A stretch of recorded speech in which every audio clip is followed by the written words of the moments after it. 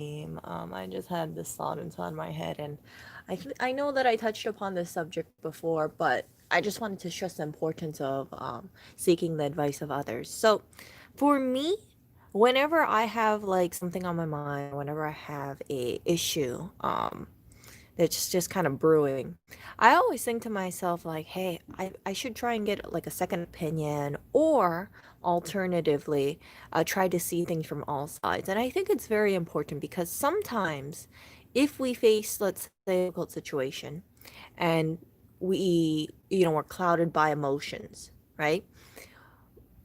It's hard to like see the whole picture. There's always your side, their side, and then and maybe like an impartial side or something that another person doesn't see.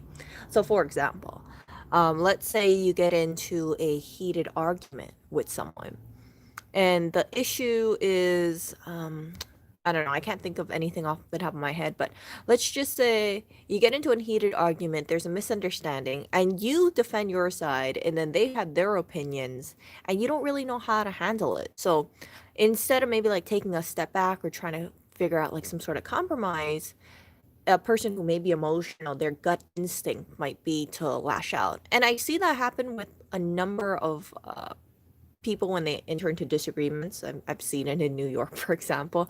Sometimes people will argue about something or they'll disagree, and then they're very quick to escalate. Next thing you know, they're shouting at each other, dropping expletives at each other.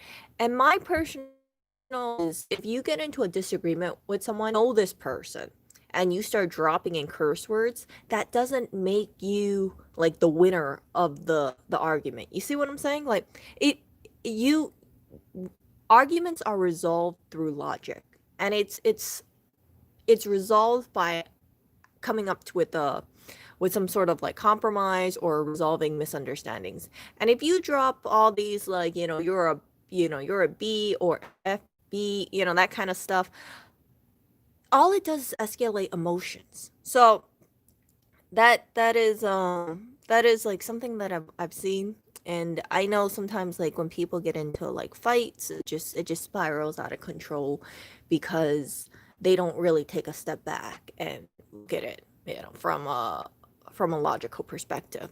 With that being said, um I would highly advise any person who is going through like some difficult decision, or they have like something that they feel a little overwhelmed with, seek the advice or seek the counsel of others. Because once you bring in more people and you share like the situation with them, they're going to start asking questions. Oh, okay, so why did this person do this? Do you know what their reasoning was? Okay, so let me give another example.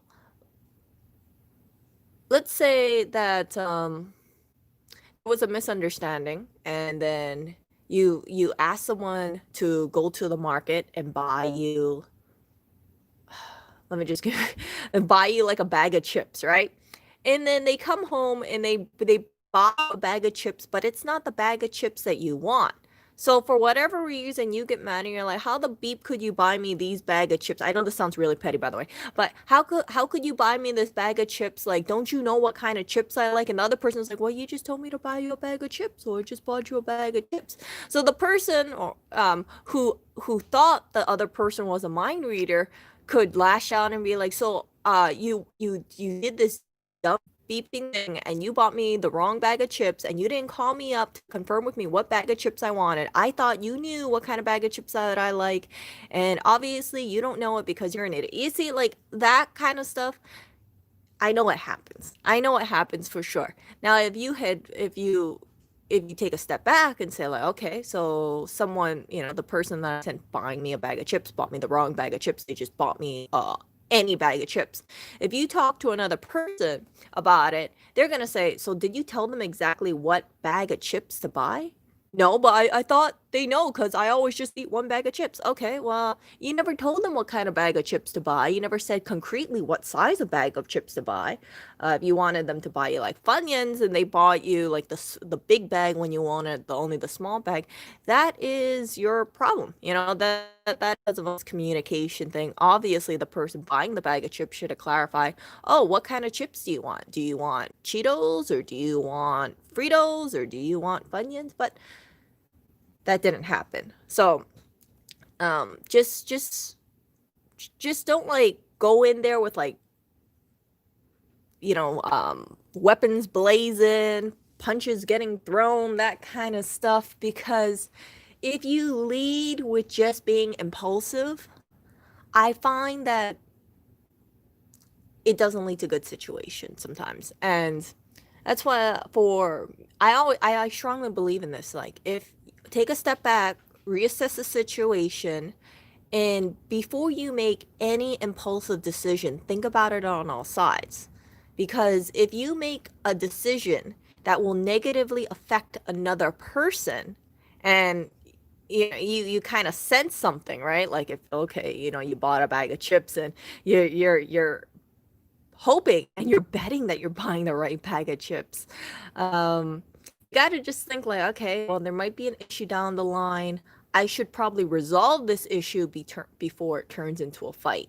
That's what I'm trying to get at. So, um, don't if something goes wrong, be level-headed. But before, if you sense that there's going to be a mess up somewhere, acknowledge the issue. Be upfront about those kind of things.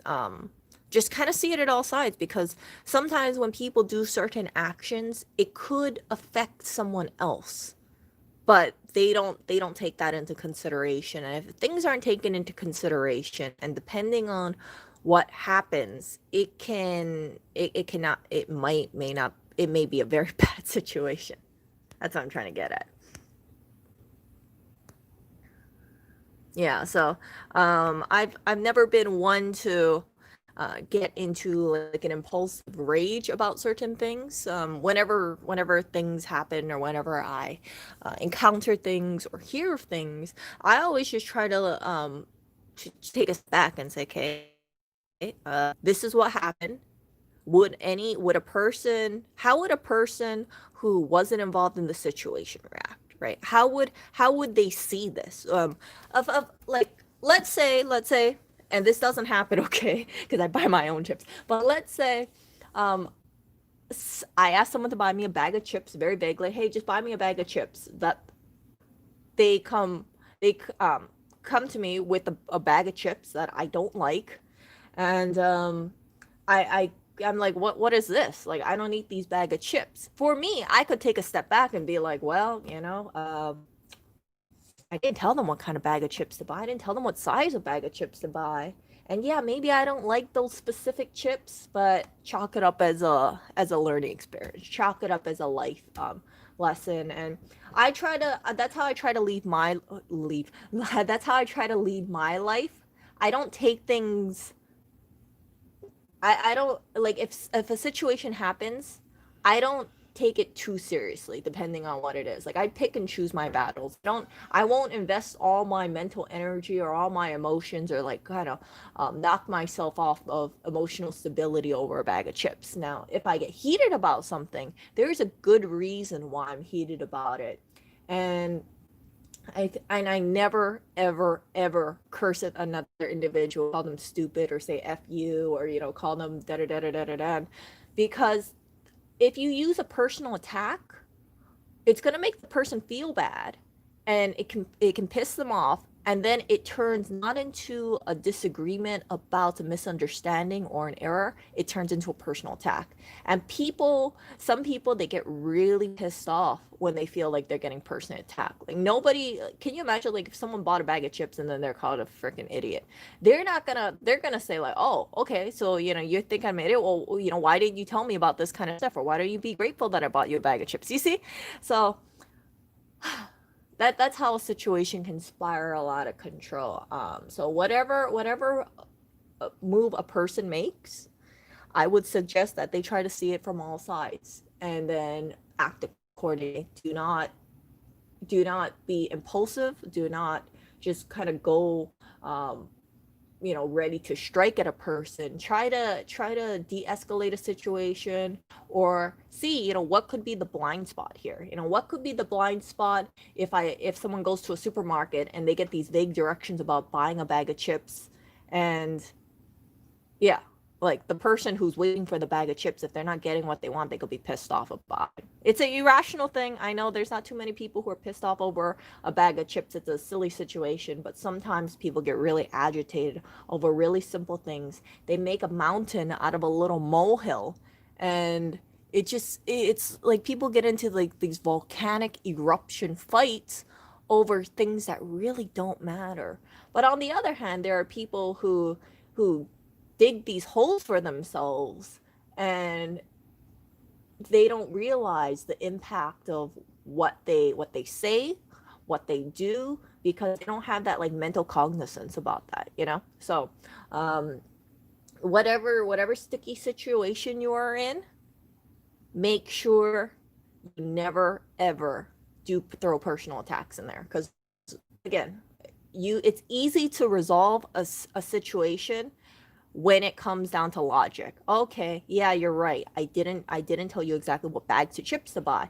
I wish you asked me about it, but you know what? It's okay. At least you bought me a bag of chips, and next time remember, buy me the Funyuns. Like, that's the way you would handle the situation, or say, oh yeah, I've just been like yeah, I hope we can work on our communication issues. If you feel hesitant about asking me what kind of chips I want, like, you shouldn't be.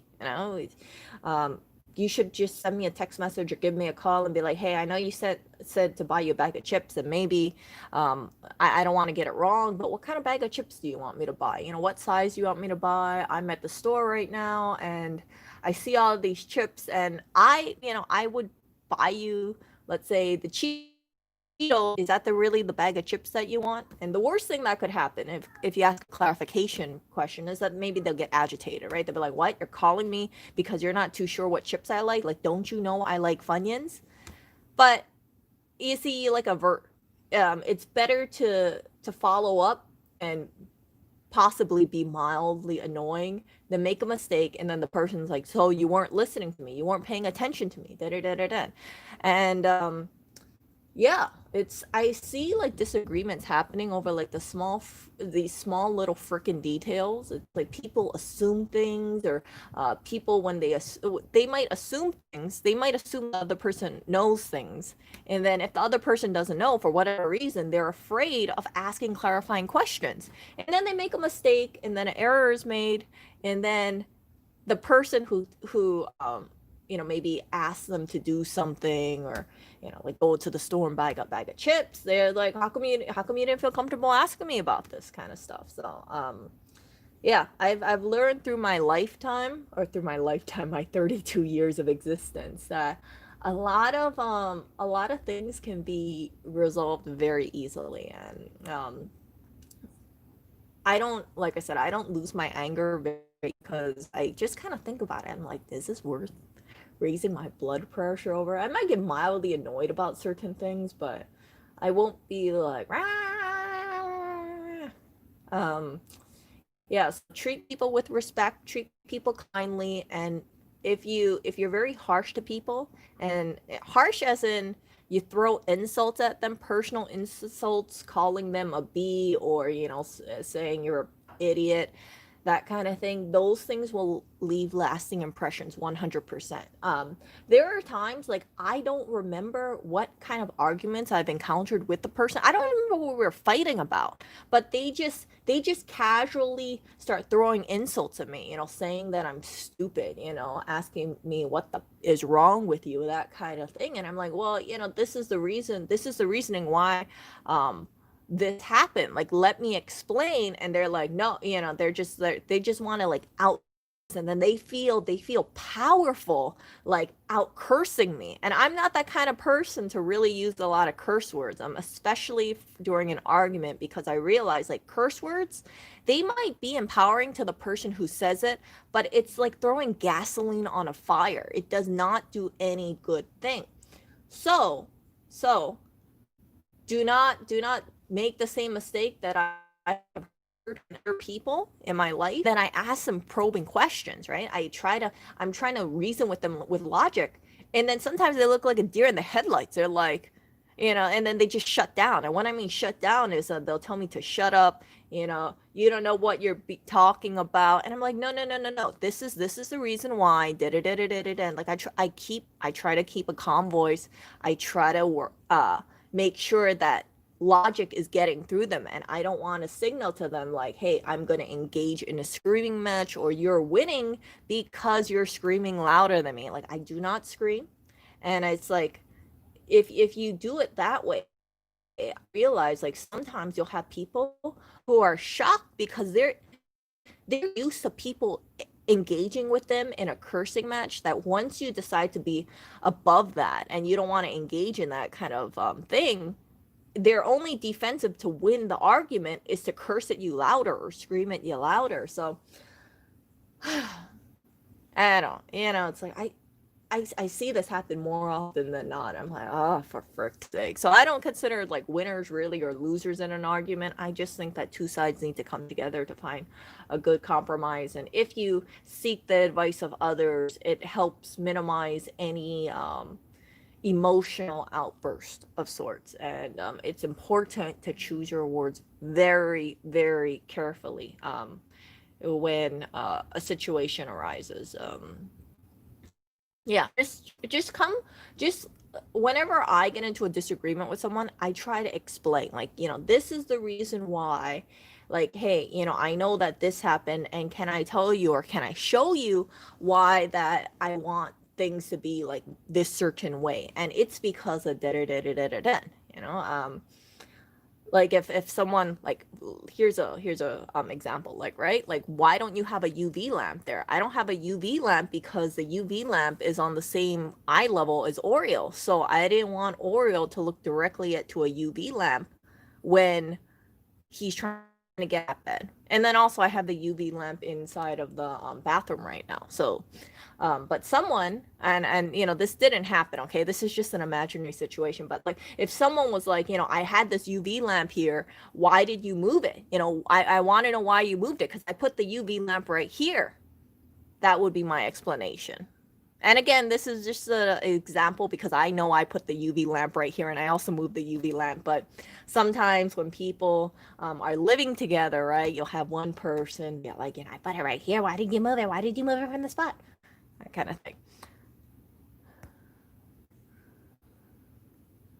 Why compromise when you can scream louder than your opponent? Because if you do like if you do a screaming match, you're not solving the situation here. This is not like a screaming contest to see who hits the highest decimals. And sometimes I notice outlet to get rid of their rage, because maybe it was a small situation, right?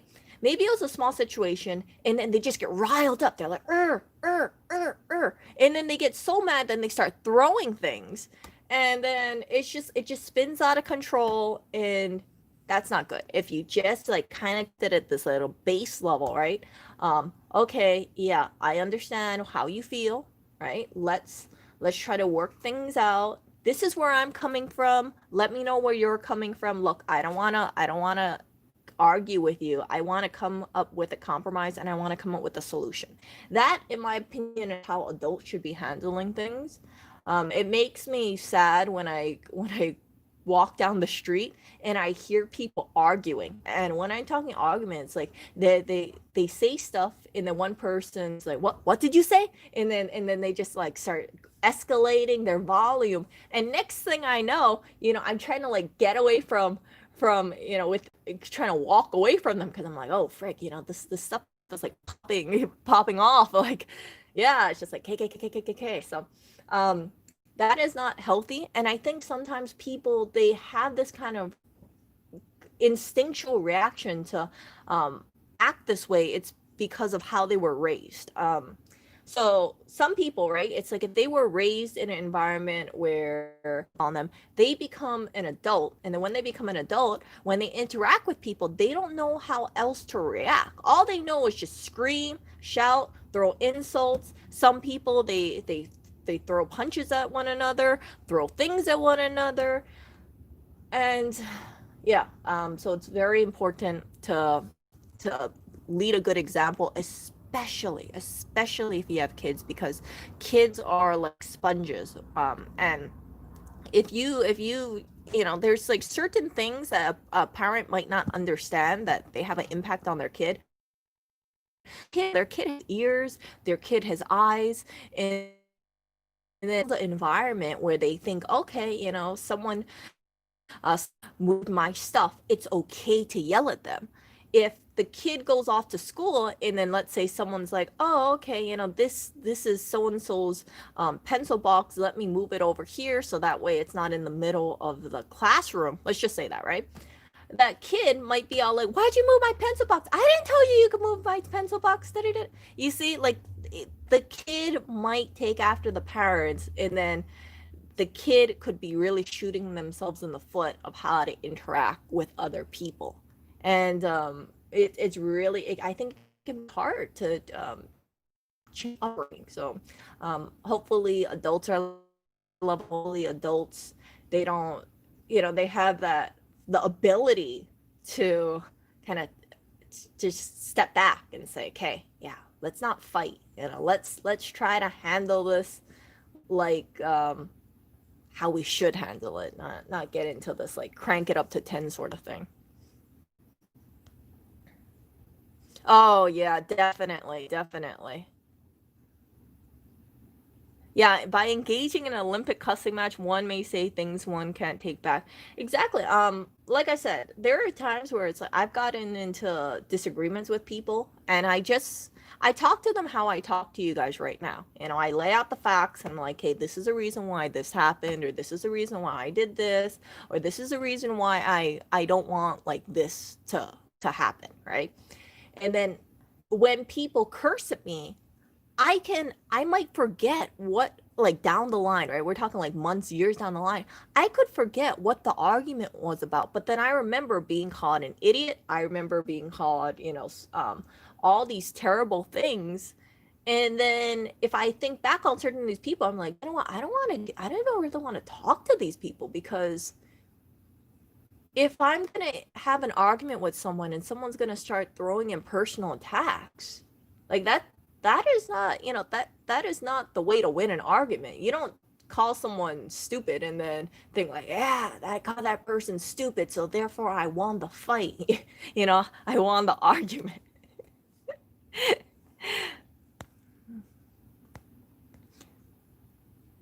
Yeah.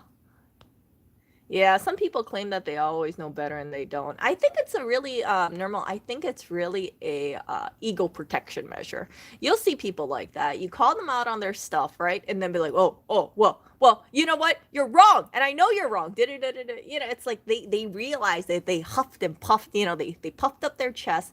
They started screaming at another person, and then if someone else calls them out on it, they get all defensive, or they get all salty, or they get, like, because it's like they don't want to acknowledge that they did all this show just to be proven wrong. So if you want to avoid the embarrassment, just don't puff up your chest that way. You can say, hey, I've read about this, or I know about this, and this is the reason why you're incorrect. But once you start throwing in personal stuff, like, how could you think that way? You're so beeping stupid. Like, everybody knows this. Da da da da da da. Yeah, that's my, yeah. Liz. How do you never encounter these kind of people? Oh, it's hard, Ryan.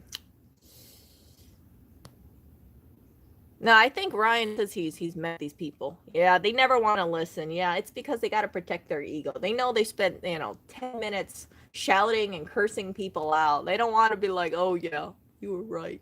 I acknowledge it. That's too hard for them. Their ego can't allow it. I don't believe in leading with ego. I believe that when you have an argument, of course, just strip out a lot of the emotions out and just say, okay, think very logically. Once you include emotions in there, it can get really messy, really real. Lamp example, the there are people who are, like I said, right? They're gonna be people like if someone put the UV lamp here, and And then they said, why did you move the UV lamp? I put it there, right? And if I said level to Oriole, that person could be like, so what's the big deal about that? Why did you move something that I touch? I didn't give you permission to touch it. That kind of, if like, whoa, why? And then you could ask like, what? I didn't know that you were so territorial about me moving the UV lamp. I just moved it because I thought that if it was over here versus in like another area, it wouldn't be that big of a deal. Alternatively, you're right. I could have moved the cat bed, but I decided to keep the cat bed over here because Oriole likes to stay around this area. So yeah. And again, the UV lamp thing is just an example. I put the UV lamp over there. I removed the UV lamp. So I'm just making this hypothetical situation with myself. Yeah, I don't really know too much about like the flat earth theory. I know some people really believe that stuff. I can't talk about it because I to be honest, like I've always just assumed and I've always just kind of accepted that the earth is flat, but there are people who really do believe the earth is I assume that the earth is round and not flat, but there are people who are very very adamant that the earth is flat. So yeah, it's like I don't know if enough knowledge to argue about that. And we're like, yeah, you're right. I am ill informed because whenever I think about the planets, I always think about everything being spherical shape and not like a pancake.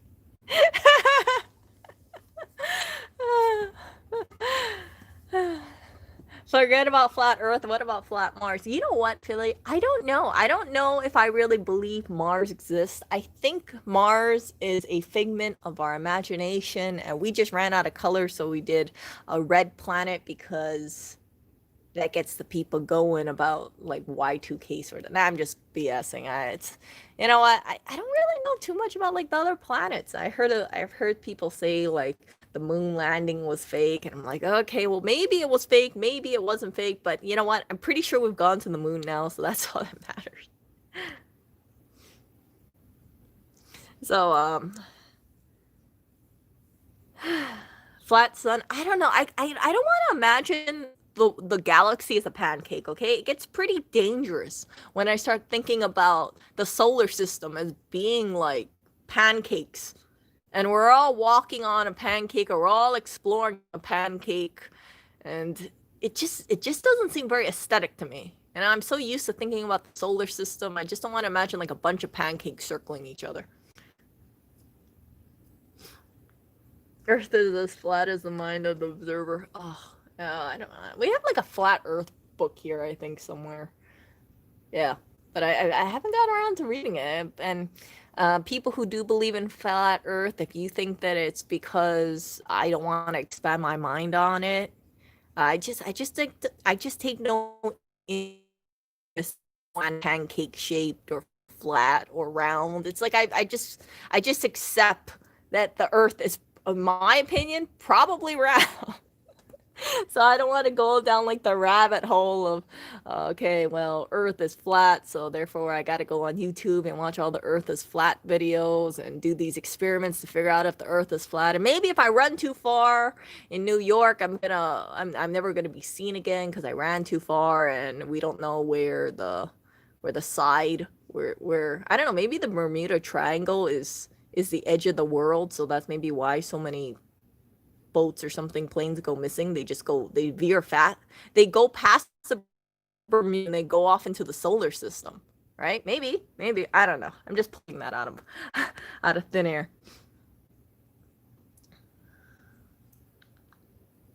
Oh yeah, Jim, you're right. Yeah, once you inject emotion into an argument, you're already lost. I don't mind. I don't think it's bad to inject emotion. I think sometimes emotion will inevitably seep through into an argument. People will have hurt feelings. People will not being like to be accused of things. But it's very important to take those things, to handle those things and say, hey, how were we before the argument, and how can we get to a place of either closeness or how we were before the argument. Don't make it like you get into one argument and it's like, I will never talk to you again, or you are such an idiot. How can I associate myself with such a freaking idiot? Yeah, so. Yeah, okay. See ya, Qwerty Qwerty. Yeah. Look at Oreo. He's hearing me rant about this stuff, and he's just sleeping on his cat bed.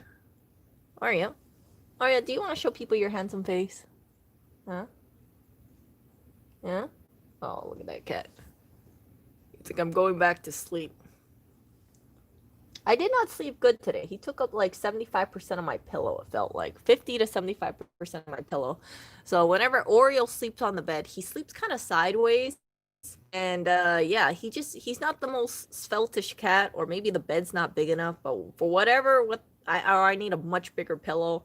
But I always wake up and I feel like sometimes I'm getting crammed off the bed because I'm like, geez, we got cats. We got Blackberry on the bed. We got Oreo on the bed. I woke up and Blackberry was sleeping on my legs, and Oreo was taking up like half the pillow or 75% of the pillow. And I was just like, ah. How many amps is Oriole rated at? I don't know. I don't know, but he definitely needs to work on his charging, because it seems like he's very slow at charging, and he spends a lot of time at his docking stations. He doesn't really move much. He discharges very, very quickly, so his battery probably needs to be replaced. And I don't know. Maybe there's a button on the side somewhere, right? Maybe there's like a two buttons over here, like here, and oh, look at this. Look at this. Wrong button. His ear's gonna move. Yeah. There's a button over here to reset him. He probably can hear me talking about him. Don't worry, Oreo. We know older devices have shorter battery times. So because he's an older cat, we can just expect him to spend more time at his little charging station. This is one cat bed. He has, I think, let me think. This is one. He has like two other cat beds around the apartment, and then he has two cardboard ones, and then he has the bed. Just one, two, four cat beds. We have four cat beds for the cats here. And then also the chair, the chair that Oriole sleeps on sometimes, that one, and the cardboard one. Yeah, there's a lot of spaces for this cat to sleep, and also he can sleep on the couch if he wanted to.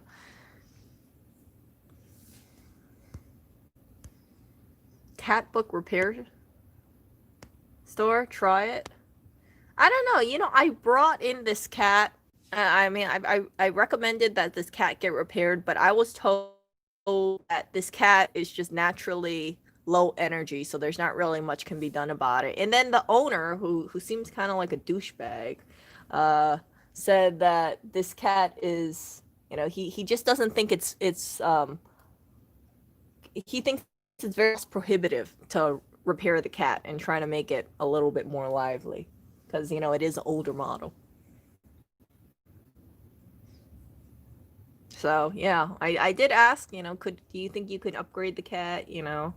Uh, Maybe add more battery life on it. Maybe check if there's some corrosion in there, because this is a pretty. The cat's not the best at cleaning itself, so. But yeah, I got turned down. I just heard, yeah, this is a vintage model. It's usually they don't service cats that are 9 or 10 years old too much. Yeah.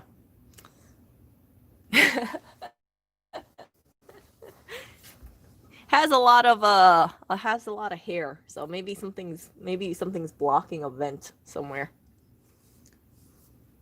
Ultrasonic the cat. I don't think so. I think yeah, I think it's hard. I don't think you can ultrasonic this cat.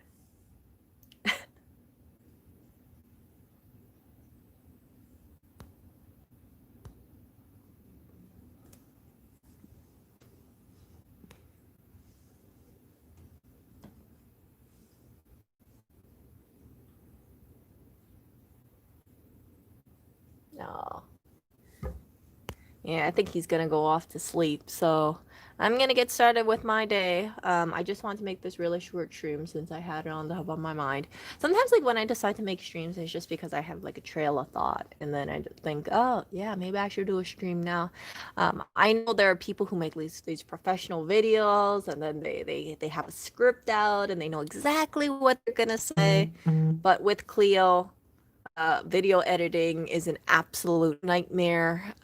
Yeah, Clio is just not faring so well, so I'm excited about the newest MacBook coming out in 2021. Can't wait to get it. Can't wait to do some video editing, and hopefully I can take footage around New York, edit the video, and then show you guys around like how Chinatown is, or how the food at certain places. And yeah, I'm super excited about being able to actually do stuff without the freaking computer freezing on me. Clio only has 4 GB of RAM, so it's terrible to do video editing. Absolutely terrible. And the only program I seem to pick up on is using iMovie, and that is Apple software. So hey, you know what? Apple's strength is they're able to make stuff that's really easy to understand. And if I tried all these different programs and I tried to learn it and I was getting overwhelmed and iMovie is the only one that works for me, then I need to just stick with iMovie. I don't want to complicate things. I don't need to be like, oh yeah, this is a professional program that I use, because at the end of the day, you guys will only see the end result, right? You guys don't really care about if I did it on, like, say, iMovie or Filmora, Wondershare, or Sony Vegas, or DaVinci Resolve. Yeah, so I'm gonna stick with iMovie. If I want to move into something better, then I think I'd move into Final Cut Pro, but I don't have any big content to put into Final Cut Pro that would justify paying that price. I'm just gonna stick with the freebie iMovie and just roll with that. No, Clio is not gonna be a donor machine. Clio is gonna be saved for, I mean, like, I need to, like, save my MacBook, so I'll have Clio, and then one day I'll retire C2, Clio 2, and then I'll have C2 on top. So I have, like, a stack of MacBooks. And then when I look back at my life, maybe 5 or 6 Apple MacBooks, and say, like, this is my MacBooks that has served me for 30 or 40 years. These are all my Apple MacBooks that has followed me throughout my life. And yeah, I had this weird thing where I don't like throwing out my laptops. I should actually get rid of some of my old Apple products, but I'm like, I spent years with it. I love my Apple product. It doesn't take up. It's not like a desktop or anything. Like a desktop, you can get rid of it, but yeah, my laptops is like I use every day. Every day I wake up. I use my computer, and then I use my computer for about, I'd say, at least 8 hours a day, maybe sometimes like 15 hours a day. It all depends. Let's see. Nothing like an Apple laptop made by Apple slave labor, since it speaks of quality. You know what? Apple was not the only electronics company associated with, like, child labor or forced labor. Lenovo has been too. Samsung has been too. Microsoft has been accused of that stuff too.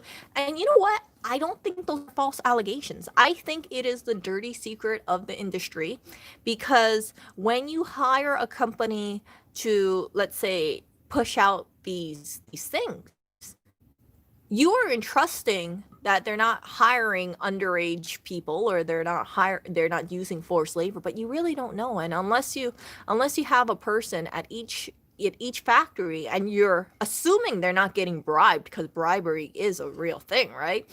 Assuming they're not getting bribes, it's like, okay, you just have this blind faith that maybe things will be okay. But I also believe that there's only been a hyper focus on the assembly part of it. So yes, you might look into a Chinese factory and say, yeah, look at this, look at the Apple computers being made with, let's say, possibly forced labor or underage child labor. You're not factoring in, how about the raw materials for that? How about let's say, the cobalt, or how about the aluminum? Nobody pays attention to that. And I know that there's been a lot of stuff said about the harvesting of these raw materials. Mica, MICA, that is associated with child labor too, and nobody pays attention to that stuff. That stuff is in cosmetics. So I think it is important to acknowledge, like, it's not just an Apple issue. It is a system-wide issue. It's not just one or two companies. And people can say, yeah, I'm never going to buy Apple products because of what has been uh what has been uh found out. But and then they run over to Lenovo, and then if you do a Google search, you'll find out Lenovo has been caught up in some stuff too. Just in, I think, last year, 2020, they said that the Lenovo supplier or something like that, they were and there was a report coming out that they were using forced labor in China.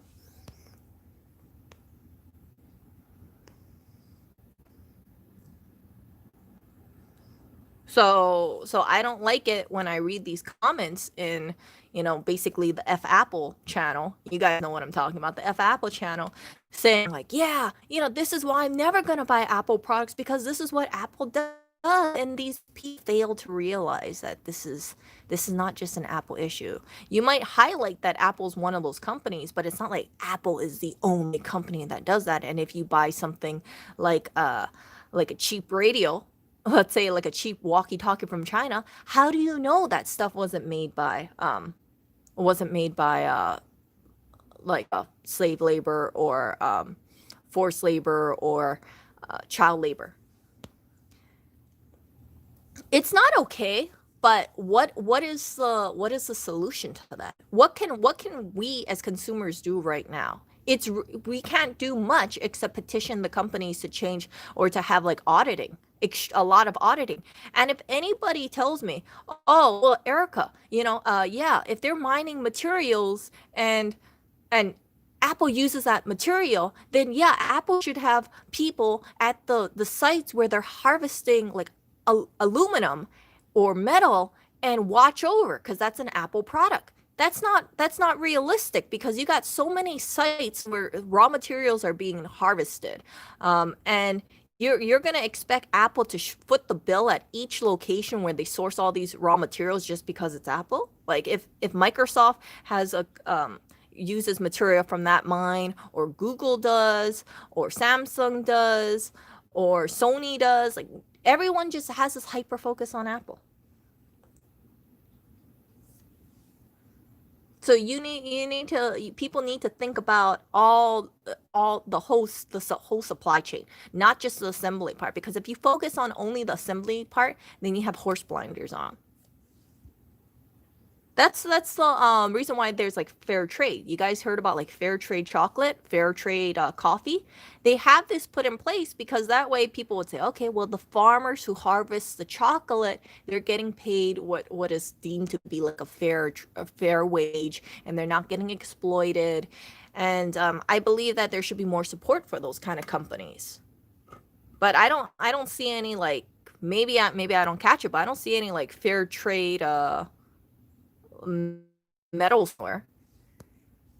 Like, does anyone hyper focus on where their lithium batteries are coming from? Right? The raw materials. How do you know a person, you didn't have like this little kid helping out with these raw materials? You don't. But it's easy to turn a blind eye to that.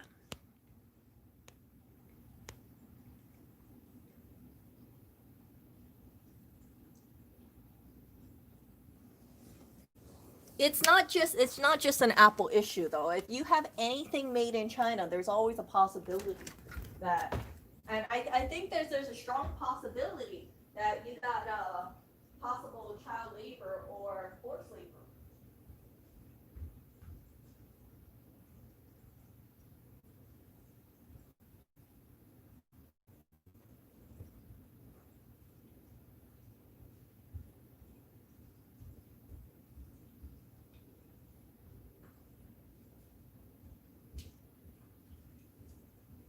I think anything from China, or anything that's not. I don't want to just single out China, but I think anything that is not U.S. made, U.S. made, U.S. harvested, U.S. made, is possibly, possibly has ties to child labor, forced labor.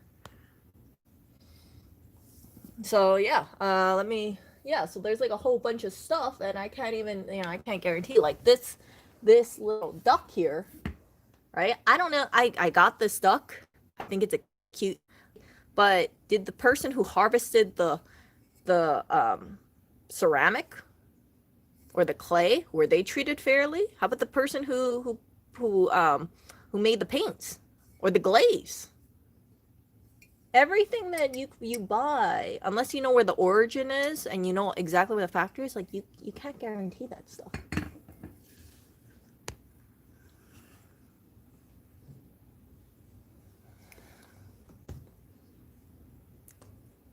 I think they don't treat morality because there's not this pressure for them to talk about it. So, I think that when we think about oil, people don't really focus on that kind of stuff. We all assume that everybody near the oil fields is strong and able-bodied and and they're getting paid well. But think about like assembling things like clothing, electronics.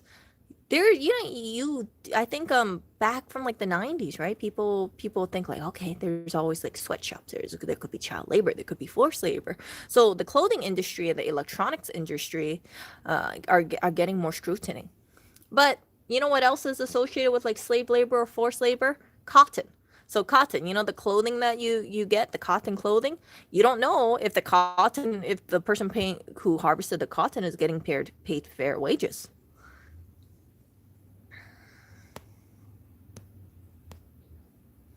So everything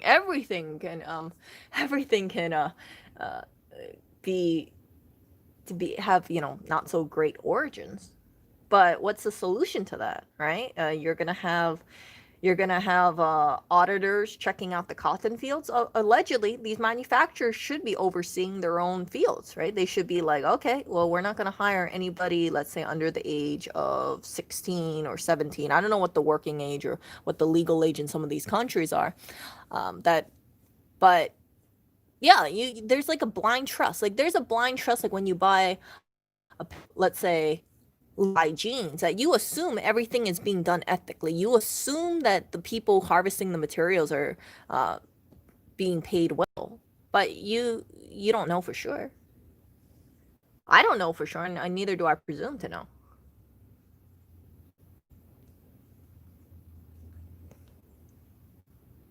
But I think that it's easier for people to hyper focus on electronics. And people don't really want to think about their cute little dish towel possibly having forced labor or child labor associated with it.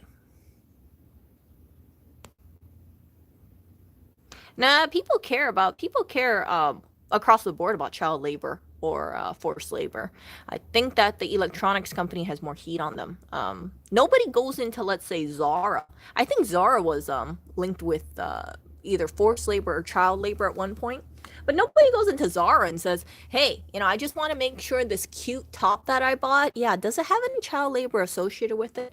And the person would say, "No, it doesn't. Our suppliers promise that they're not using any underage or forced labor." But how how how does Zara ensure that that's happening? Do they send a team of people out there on the fields every single day, making sure that the cotton is not getting picked by people who are underage or um, forced labor? They don't.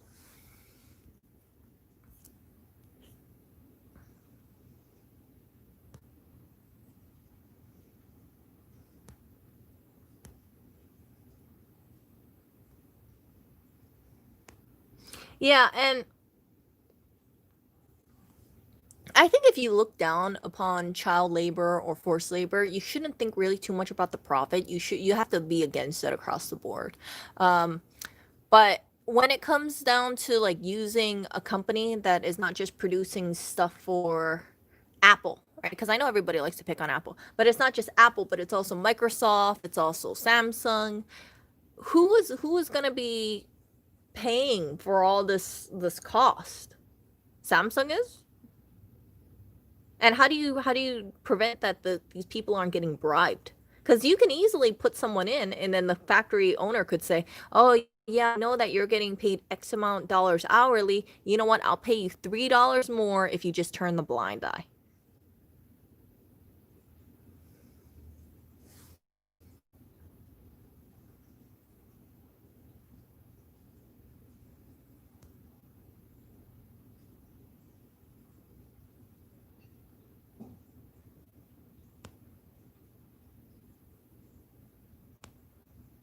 Yeah, but you got to be across the board. You can't pick and choose and be like, yeah, it's okay if it's a $1 item and it's not okay if it's a $50 item. Keep in mind though, the companies that sell $1 items, they're still making a lot of money. There's a reason why these 99-cent stores exist or these cheap items exist. It's because they sell based on volume.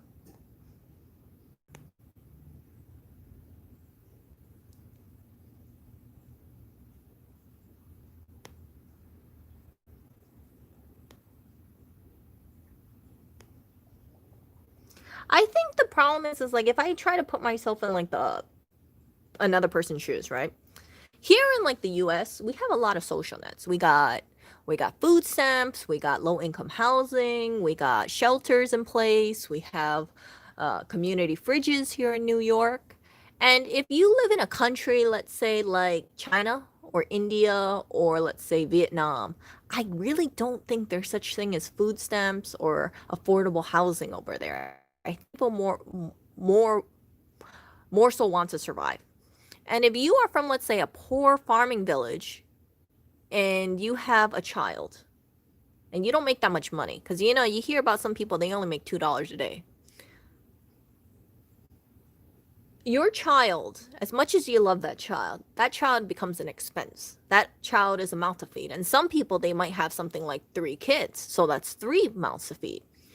Now, in between the time the kid is able to live on their own, sometimes families cannot afford to feed the 3 extra mouths. So I understand why child labor happens. It's not because the parents don't care about the kid, but it's because it takes money to feed the kid.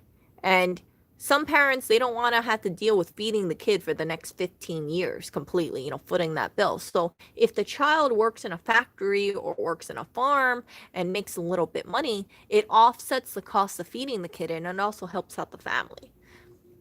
So child labor is an economics thing. It stems from poverty. It's not like I said, it's not like the kid is like, oh yeah, I would love to work on a farm. I would love to just, do this hard labor because I want to. It's because kids don't have the luxury like they do in the United States. They don't know, they might be living in this like rinkety dinkety hut of sorts, and then it might have, they don't know when their next meal is going to come because there's no such thing as food stamps.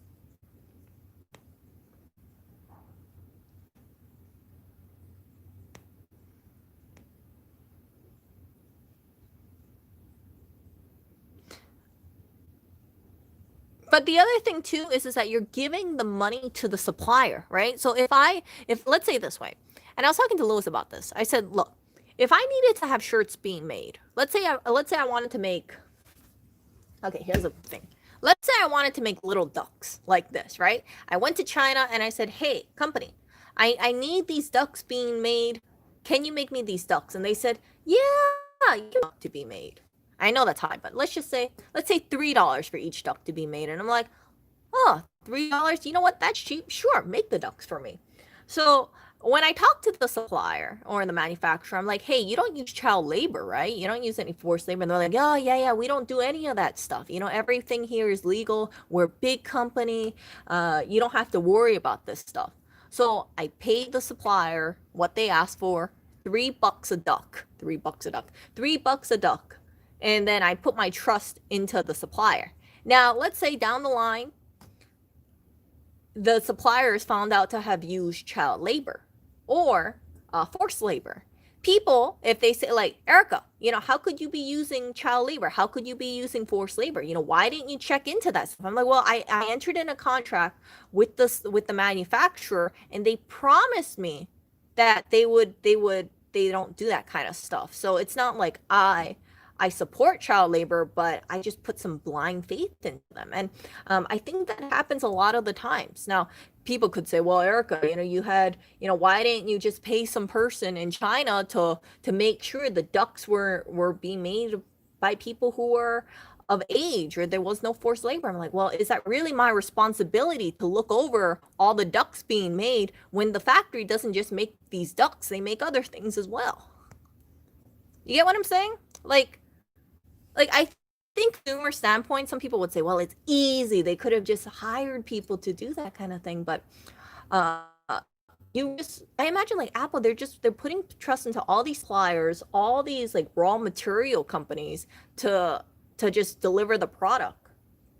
And then also, right, there could be downsides about what happens if they don't meet certain supply quotas. So if I needed 3,000 ducks to be made a day, let's just say ducks because I have it in my hand, 3,000 ducks in a day, and then the company's like, oh crap, we need to hire more workers. They might say, you know what, we're going to take the person who's 11 years old because they express interest in the job. We're going to pay them, and yeah, we got a quota to be made. So it's between like a rock and a hard place. You got timelines, you got timelines, and then you got pressure because in quantities being made, and I can understand why it happens.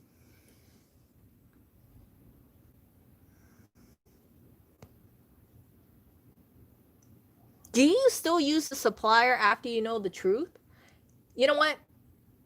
Honestly, like if I knew that like the supplier was using child labor, I would have to go and try to figure out what supplier doesn't use child labor, because how do I know if I don't move my factory off, move my supply chain off to another factory, that other factory does.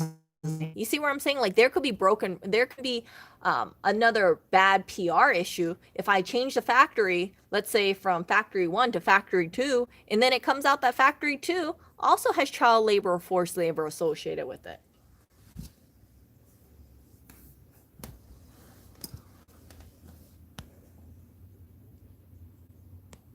I think no, that's very different than you've been lied to and you made a mistake. No, it's not like Apple goes out to, or other companies, they go out and try to find the suppliers with child labor or forced labor. They have to sign contracts with these companies, let's say Microsoft, or at least I know Apple did, and they said like, hey, these are the standards that you're gonna abide by.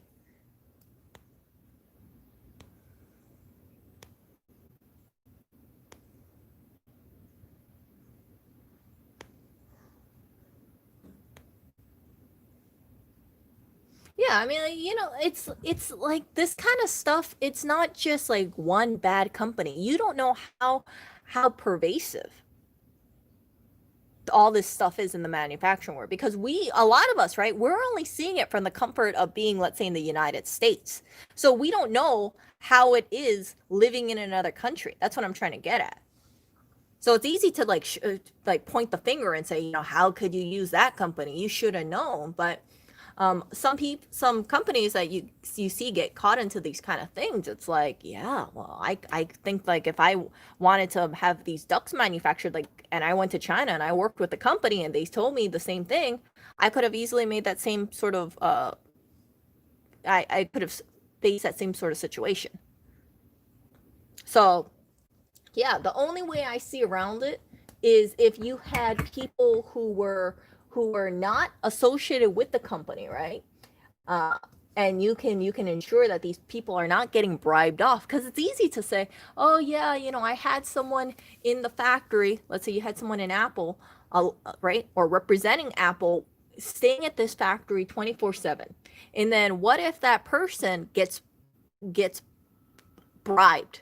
So you got this person who's hired by the factory saying, "Oh yeah, don't worry, Apple. I will promise you that I'm checking this every single day, and you don't have to worry about any of this forced labor or any of the child labor, because if there is anything, I will let you know." You don't know if that person's getting paid off. You don't know if this person is really telling the truth. You have this whole like blind faith kind of thing.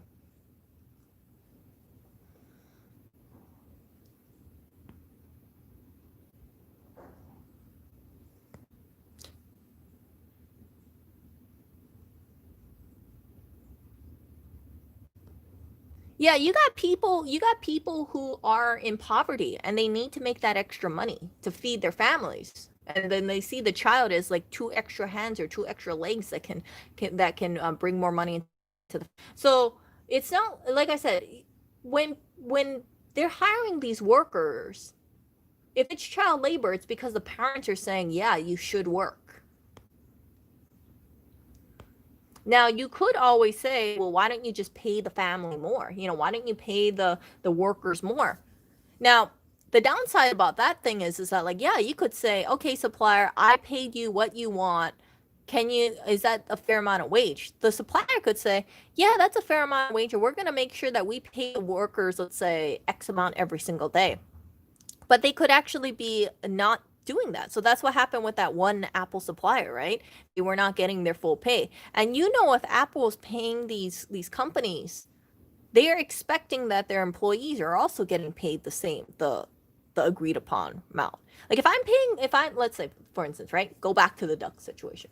Let's say I paid a company $5 million, not say 5 million, let's say $1 million to make a bunch of ducks for me.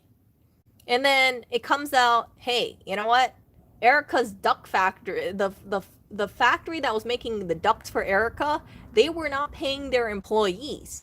If people found out, they'd be like, Erica, why were you paying those people in the factory so low? And I could say, well, that wasn't my issue. I gave the money to the company. I gave them the $1 million that they asked for.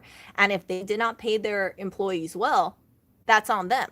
That is, I'm not going to send over HR over there saying, okay, employee, did you get paid today? Did you get paid today? Did you get paid today? Or if I do hear word from someone that the employee wasn't getting paid and I ask the company will be like, oh, yeah, there was some kind of a clerical issue, but don't worry, they got paid. You see where I'm getting at? So it's not like I don't think it's right to say, oh, yeah, well, the company that Apple contracted, they were paying their employees half. If Apple already paid the company, it's the company's responsibility to pay for their employees, not Apple. Because then it starts getting like too much oversight. Okay, you want Apple to manage HR. You want Apple to oversee all the harvesting of raw materials, making sure that everybody is not, people are not lying about their age, making sure that they have someone in the factory checking for forced labor, right? And I know these are additional costs, and you could say, well, Apple's a really rich company, Erica, they can definitely do that. But there's always downsides about people getting paid off by the factories. And then if you have like Apple doing all this stuff, it's like Apple might as well just not outsource it. They might as well do it themselves. If you want to have an HR team over there, you want to have more auditors over there, people checking out the fields over there, people checking out all manufacturing plants. That all adds up. You don't know how many factories there are, how many suppliers or places that they're getting like things like let's say the metal for the screws. Well, Apple should be over there. The factory that makes the screws, what, should Apple have a person over there too? You know what I'm saying? Like, it's just, I don't think it's Apple's responsibility to shoulder all of that. And it gets kind of convoluted when one factory makes a bunch of parts for other companies too. What if the company that makes Apple screws, let's just put this out there. What if the company that makes Apple screws also makes the same screws for Microsoft or Google? Or like, similar screws from like the same factory? Because, you might not just have one screw factory making only Apple products. They could be making other screws for other companies as well. So does Apple have to oversee everything because they're just, they're big Apple? I don't think that's fair. And I think it could get problematic if you say, okay, well, why don't all the factories, which is Microsoft, Google, or all brands associated with the factory, Microsoft, Google, Apple, pool money together so they have one auditor there at all times reporting to who knows, I don't know, do they report to Microsoft? Do they report to Apple? Do they report to Google? Or do they form like another company that oversees all the stuff that's being made? You see what I'm saying? It's pretty complicated. And I think that's the reason why it's just easier to outsource this stuff. If I wanted to make ducks, okay, I would not want to put my own HR team and auditing team for making ducks. I would just be like, you know what? I'll pay you the money you want. Sign this contract saying that you're going to pay your employees fairly. And if you don't, I'm going to fine you for it. But I think that's a responsibility for the factory, not the company.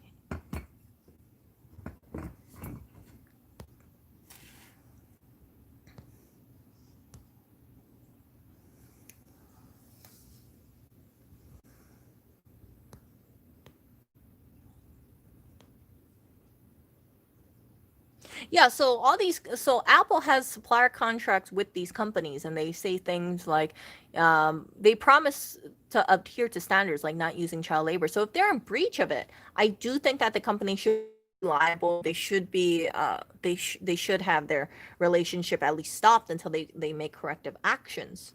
But if I had to put myself in the company's shoes, and I know people will give me shit about this, but let's say I had a bunch of ducks. I know. I'm sorry. I know I'm gonna bring up the duck 20 times, but let's say it's Christmas season, right? And there's a big demand for these ducks. So I'm going through Christmas season, and I have like an order of 20,000 ducks. Let's say 200,000 ducks that need to be fulfilled, and smack dab in the middle of the Christmas season, or prepping up for a Christmas season. Let's say late November. Was that too early? I say I don't know retail very well, but let's just say like early November. While they have to push out all these ducks, I get a report, or I start hearing whispers that the factory that I gave money to is using child labor. Now, my gut instinct would be to call the factory up and say, "Hey, is this true? Because I've heard that you guys are using child labor." They'll be like, "No, no, no, no, no, no, no. No, that's not true. Those are lies." And if I had evidence of that, I would be put into a hard place, because I would say, okay, first of all, here's proof that you have someone who looks clearly underage inside of your factory, but I need to know if you're going to handle this, because I would like you to terminate that person who looks underage, and I would like you to continue working to make these ducks, because I have a quota. I have to push out these 200 ducks so they can, let's say, get into retail stores. So I think that's what Apple tried to do. I think Apple, instead of completely severing up production and be like, hey, you don't have to make, until you fix this issue, 100%, like, stop all production. Like, Apple's not going to want to do that. Apple's going to want to work things out with the supplier and say, okay, whoever's underage, whoever's forced labor, like, get them out. So, I think some people, they might get hard on Apple. They might get hard with any electronics company and say, well, Erica, why couldn't they just stop production 100%? Why don't they do the right thing?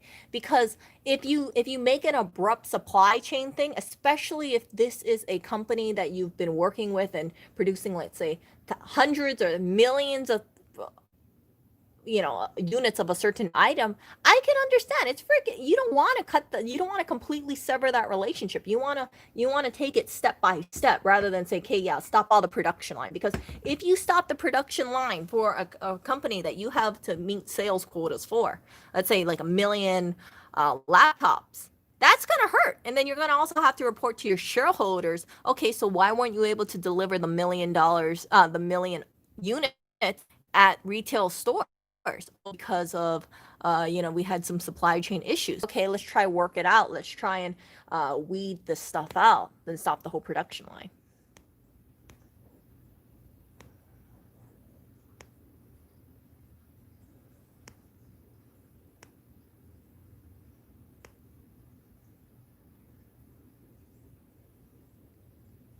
But it's not just Apple products. Understand that. It's also other electronic companies as well.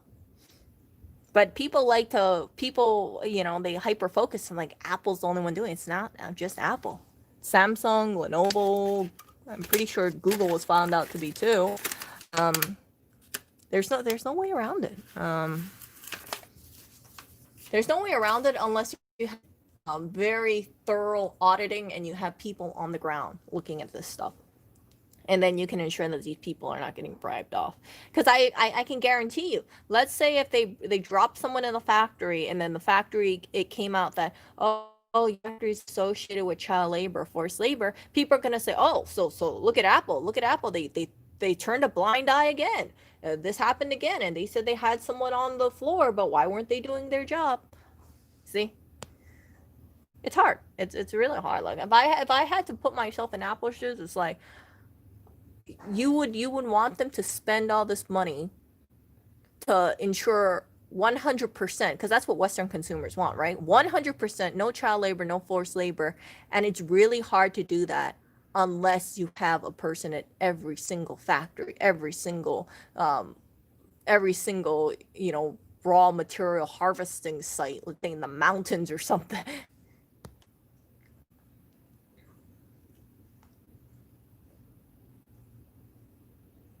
So I think about it two sides. I'm like thinking, okay, you can have the squeaky clean. Oh yeah, the people who assemble our products, they're not underage, or they're not it's not forced labor, but you're casting a blind eye to the people who are doing the raw materials, who are harvesting that stuff.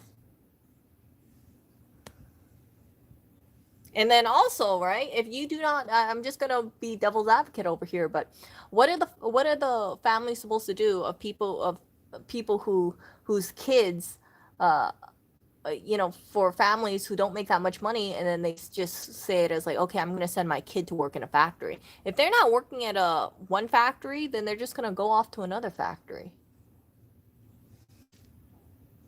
So I see it as, it's like, yeah, this child labor stuff stems because it's just poverty.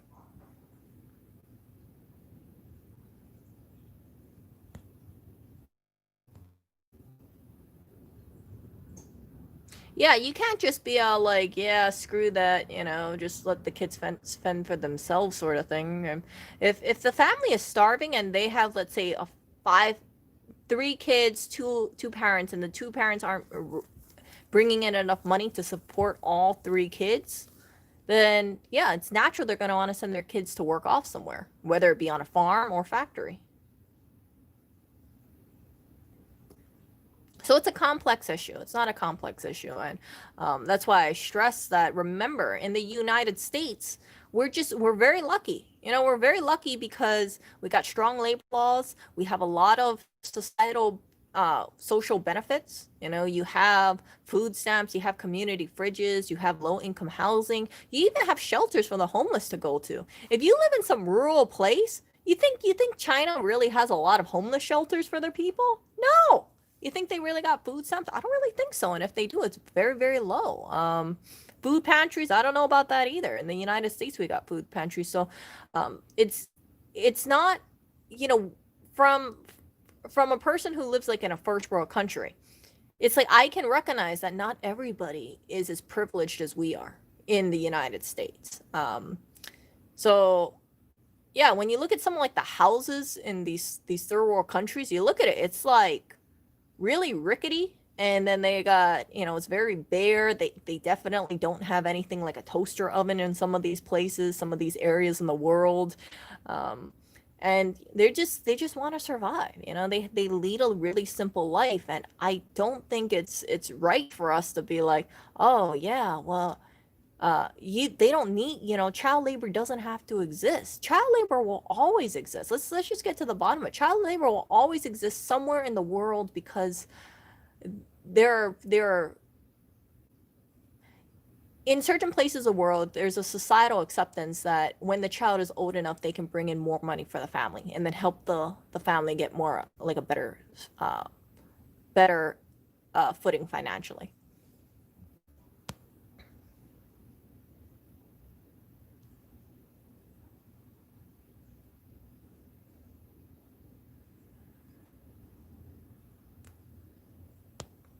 Yeah. So, I don't like it when it's like I read about these things. It's like people don't have this understanding. It's like, yeah, and in the United States, we're so freaking privileged. It's like, yeah, there's so much waste that goes off in the United States. I can say this as a person who's been dumpster diving. It's pretty sickening sometimes, like the amount of waste that I see, like food waste. And you think about it, it's like, man, in these countries, you got people who live in freaking garbage heaps. Yeah, you don't believe me? Look up in the Philippines. There's this place called like Happy Land, I think. And these people live in garbage dumps. They physically live in garbage dump. And it's not because they want to, it's because they really have no choice. They don't have low income housing over there. So we cannot just be like, yeah, okay, yeah, if you get rid of these kind of things, like everything's gonna be okay in society, because you will have families that will be starving, and if they don't have, let's say, certain, they don't have more money, then it's gonna be disastrous for them. And you can always say, I know people are gonna say, well, Erica, why doesn't electronic company pay the companies more? How do you know that the company isn't profiting all the money. So if you give, like I said before, if someone enters with a contract with the manufacturing, let's say in China, and they give them what they appear to be like a fair wage, because all the other companies, let's say they went to a bunch of bidders, and the companies are all about the same level, they're gonna think, okay, well, I don't know how many workers are gonna be making this stuff, or I don't know how many they're gonna be hiring during peak periods of time, because there's not just the factory doesn't just make stuff for, let's say, one company, right? Duck issue, right? Like, the factory doesn't make ducks. They'll make other things as well. Maybe they'll make rabbits, maybe they'll make other porcelain stuff for other people who need this stuff being produced. So when they enter a contract, they're like, okay, I'll pay you the rate that you want to make these ducks, and I'm assuming that you're going to be paying your workers a fair wage. And if the company decides to pocket it and only give the employees pennies on the dollar, it's you can't I don't think it's right to blame the company who hired them, because the company who hired them is not going to be privy to HR things. They're not going to be privy to all the paychecks for all the employees. And if I had to get these ducks made from a Chinese company, they're going to laugh at me. They're going to, if I tell them, oh yeah, so I have this order for ducks, and I know you work with other companies too, but I want to know all your books so that way I can try to figure out if you're paying your employees a fair amount of wage. You get what I'm saying? So that is, if any if any electronics company, let's say, wants to stamp out child labor, they cannot outsource, in my opinion. They need to factory, ideally in the United States, and then that way it can be ensured that there's no underage people or forced labor, right? There's no forced labor here in the United States that I'm aware of, or no child labor, because you got strong unions in the United States. So you would have to take it outside of these countries and bring it manufacturing back into the US. Would the cost of these products increase? Absolutely. Because Apple has shareholders, Microsoft has shareholders. And if they told their shareholders, yeah, I know that you guys care about the profit and you want the share price to go up, but we're going to decide to bring all manufacturing in the United States, and that's going to increase our expenses by like double or triple, right? Because in New York, for instance, minimum wage, I heard, is like $15 an hour. $15 an hour. Okay, China or other countries, they might only get paid like a couple dollars a day. So your cost is going to go up maybe 5, 10, 20 times more, depending on where you get your stuff. And then what? You think shareholders are going to be happy? No, shareholders are going to get mad, and consumers are not going to want to pay 10, 15 times more for the electronics. Certain price people are willing to pay, and if people had to like stack, do I feel more comfortable paying for do I feel comfortable paying $2,500 for, let's say, a MacBook Air? A huge majority of people will not be comfortable, because then they're going to be like, well, it's made in the US, absolutely 100%, but I don't think that many people want to drop that kind of money on a laptop. So I think about this I think about profit, and that's the reason why they're outsourcing this kind of stuff. It just saves them money. The price point that they have set in place, I don't know what the Apple's profit margin, I don't know what Microsoft's profit margin, but they come up to with a healthy profit, in my opinion, by selling this stuff at an attractive price. And it's because there's having this stuff made in like China or India.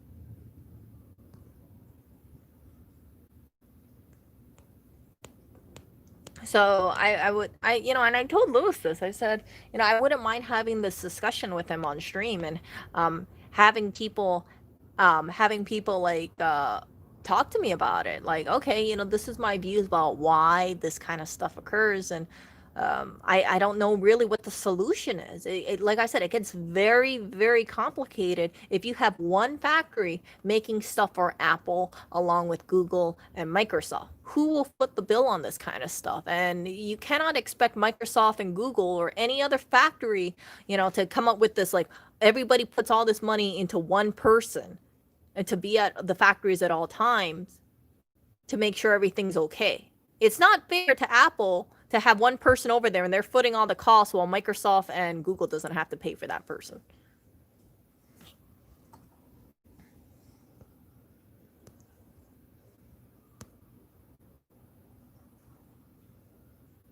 I don't know what Apple's profit is. But I think that, and I do believe this strongly, they price their items at a what is appears to be affordable price. $1,000 for a computer is not that crazy for a MacBook Air. But they price their computers at affordable price, and then they try to they their whatever their profit is, it has to be sustainable because yeah, it has to be sustainable. So if they increase their prices more in terms of expenses, then Apple's going to be making less money. And if Apple makes less money, their shareholders are not going to be happy. So, what's the solution to this? Again, I don't know. I don't know what the solution is, and part of me thinks like it's hard because once you deal with like another country, there's not labor laws like there are in the United States. So in the United States, we got OSHA over here, occupational safety, whatever that one, OSHA. We got OSHA over here. You think China has OSHA? No. If they got chemicals that they need to drain, they're not going to follow OSHA protocols. They're going to just dump it into the river. That's what they do in India. It's a different place. And sometimes I think as Americans or as people who live in first world countries, we're very idealistic. Like, oh yeah, this is how things should be. But the dirty thing is that in order to make things very quickly and produce things very cheaply, there has to be cuts made. It's not like they're thinking, okay, well, we have this like big vat of corrosive chemical. Let's wait for Department of Sanitation to come over here and pick it up. You think there's Department of Sanitation in India? Do you really think so? I don't really think so. Not in these remote areas. Solution is to stop buying Apple until they're changed. Wrong, Armor, because you stop buying Apple, what are you going to be going off to? Microsoft has been accused of these kind of things. Lenovo has been accused of these kind of things. Samsung, same thing. So I would say a solution would be to buy something that was completely made in the United States. Materials, the supply chain is very, very like it's scrutinized from like they don't outsource this kind of stuff.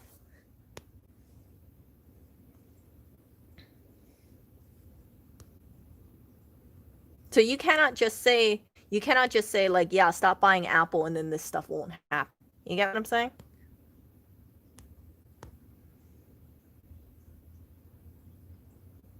Because you're going to have to buy some sort of electronic. If you just stop buying Apple and you move to Samsung, is that really better? How do you know the Samsung factory that you got yours from wasn't also the same kind of factory that was assembling Apple stuff? You don't know. You just see the brand name and that's it. I think the factories do show that they do audits, but it's easy to bribe people off in, let's say, China. There's Chinese companies can be known for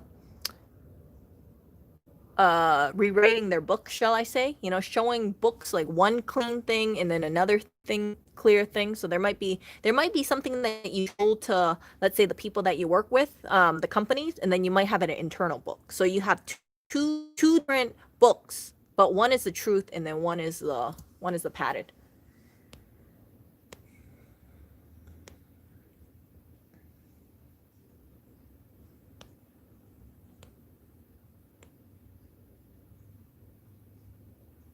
So Shakir says, if you stop buying Apple, I'm assuming it's not going to immediately stop, but it'll send a message and market will get that message. I disagree with you here because if you stop buying an Apple product, you're going to be moving your money over to Microsoft. And Microsoft has been known for having that same kind of thing happen. But I guess it's easier for a consumer to say, well, it can't be that bad as Apple because I only hear about the Apple stuff. I don't hear too many people scrutinizing Microsoft and Samsung too much about it. Like the stuff that gets the people going is the Apple stuff. But I don't think people should lie to themselves and say, well, Apple's the only one that does this kind of stuff. You see where I'm getting at?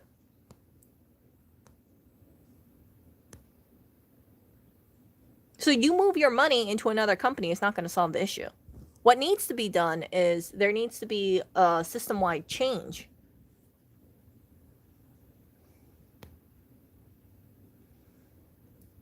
But I don't know what that is because I can't figure out the solution to that. That would take, um, like I said, right? You can I don't feel like you can really trust Chinese companies because China has been known, um, or I've been hearing things, and not just China, like other countries as well. Like they might show you something, like I said, a book that they show their the people that they're working with, the companies that they work with, like, look, we pay everybody well.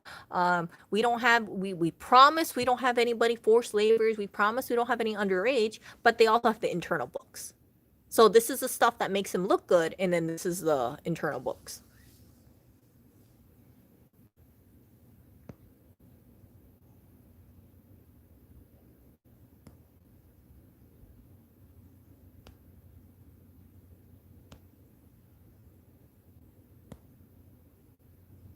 I think there's more focus on um, Apple and Microsoft. You know, Apple is you got like the cult of Apple, and so if anything happens with all across the board,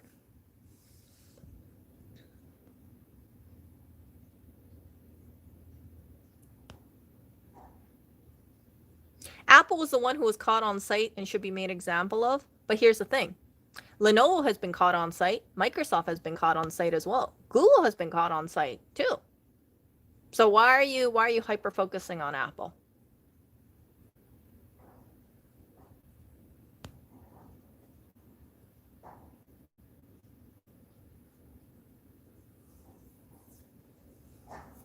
Apple, like from as a person who owns Apple shares, I can tell you this: I think Apple's going to be continue to be a profitable company for two reasons. A, they're gonna go and try to ensure that they get as much as money as they can within their company. So it is in their best financial interest to make things unrepairable. And I know people would say, Erica, but it's true. Um, I can understand why Apple is going doing the things that they do. It's not a good thing, but if they make things unrepairable, people have to go over to Apple to get things fixed. $800. What? It's $800, but the computer was 1,000. Yeah, so you're probably better off buying another MacBook, and that contributes to e-waste, which you guys know I'm a big recycler. So, um, yeah, all that stuff. I know Apple has a recycling program. I don't know how well their recycling program is. I don't know if everything is recycled. Probably not. There always has to be some wastage, but yeah, Apple, in my opinion, they're gonna hyper focus on making their new products harder and harder to repair. So people are conditioned to think that if you have an Apple product, like, yeah, you can bring it to third party, but if third party can't fix it, then you got to go over to Apple and then say, yeah, I know you really like using your MacBook, but yeah, the repair's going to be so high, and this computer is already 3 years old or 2 years old. So you're better off just buying a new one. And people who are Apple users, they're going to have to come to that crossroads, right? Do they feel comfortable buying a new laptop after 2 years? Or are they willing to walk away from the ecosystem? And I can tell you from personal experience, as a person who uses Apple products, I would not walk away from the Apple ecosystem because it works for me. And I know people give me crap about that, but here's the thing: like, I like using Apple products. I understand there is a price premium that comes with it, but it's light. It works for me. I like it, and I know the downsides about that product. But it's like I think about the PC stuff, and I'm like, oh frick, I don't. I'm not a big fan of like using a PC.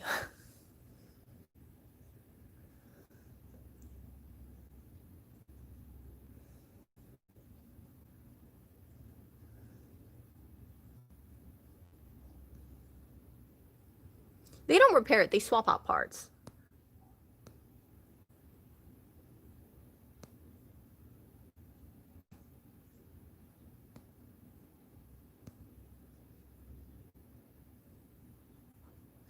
Yeah, Quebec. I can sell my 2012 Mac if I wanted to for about 300 bucks. You think anybody would want a 6-year-old HP laptop? Hell no. I wouldn't even take a 6-year-old HP laptop even if someone gave it to me for free. I would toss it right into the recycling bin or drop it off at Best Buy and be like, "Take this piece of junk."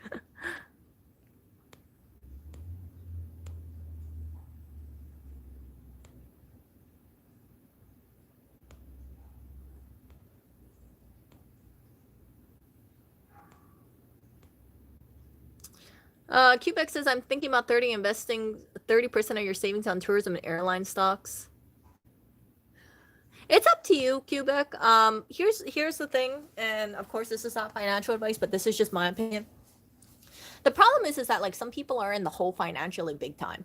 So if people are, you also know about the looming eviction crisis as well, right? If people are worried about not going to have money to really travel or go on the airlines, and I don't think that people are really focused on that right now. We also don't know how long it's going to take for everyone to get fully vaccinated. There are people who are anti-vaccine, people who say I refuse to get the vaccine, and these are the same people who do not want to wear masks. Feel comfortable with it. They think that some Microsoft founder has something to do with like a chip being implanted or some kind of tracking thing. So my thoughts is that this situation is going to last a lot longer than we expect. If you do plan on holding, you can. But for me personally, my thoughts is that I don't feel comfortable holding with something where there's just so much of a period of you do not know how much further these tourism stocks will drop, these airline stocks. For instance, right? I invested in a real estate ETF, small amount, really, really small amount. And I had that stock back in 2018.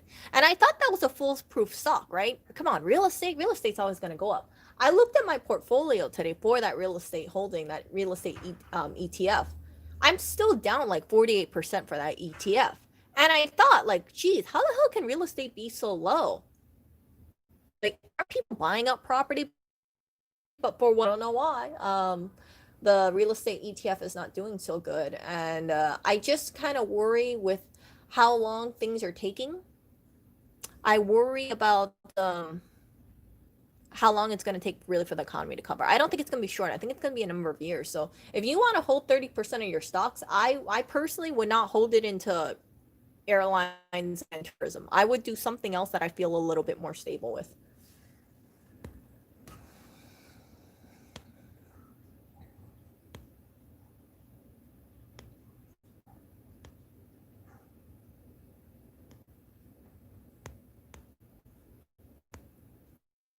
I used to use a PC and then I got fed up with it because I got all those freaking viruses and stuff like that installing itself.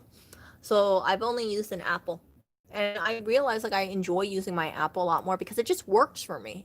That comes down to it. Like you don't see me gushing about the Apple Watch. You don't see me gushing about the iPhone or um, other stuff like iPad. I use a MacBook because it works for me. I like using a MacBook. That's what it comes down to. I don't have this desire to get fully integrated in the Apple ecosystem.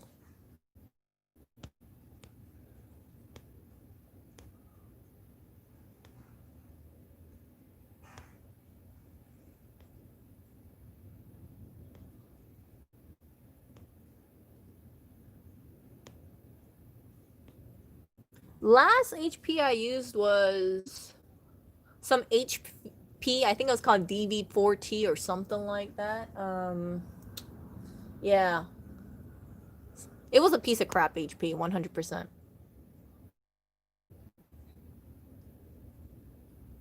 Oh, look at that sleepy cat. Sleepy cat, sleepy cat. That guy's probably like, stop talking, making noise, Erica.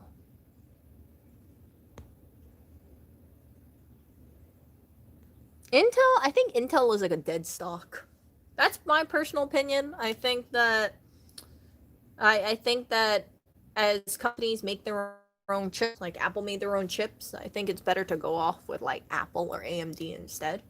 I think maybe I'm remembering it wrong, but maybe Microsoft was making their own chips too. So yeah, I don't know. I'm confident about Intel stock. I recently sold my Intel stock. Is just like I saw it dropping and then it just never really recovered. I was like, yeah, I'm just gonna cut it loose, and I'm happy I cut it loose because it actually sank lower.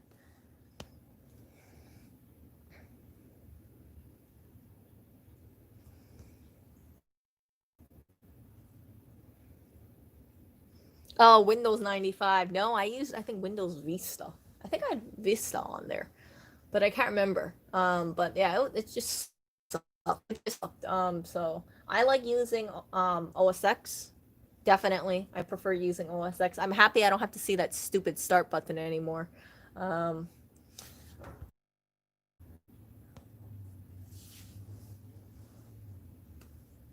so it just works for me. It's so with a computer that just is light and it seems to be fast and the operating system is very, snappy. In my opinion, snappy for whatever I use it for. I just like I like using a MacBook, and I think that's why you have people who MacBook. It just seems to work.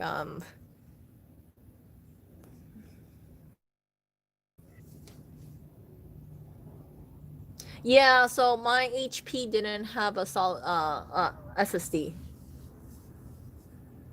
That's what Lewis was telling me. He said like he did not have SSD, and I was like, look. Once I used the Apple and I realized how freaking fast it was, I was like, this is amazing. And then I turned into like, okay, you have a what computer is it? Oh, it's that. That's why, because your computer is not a MacBook, so you should get a MacBook.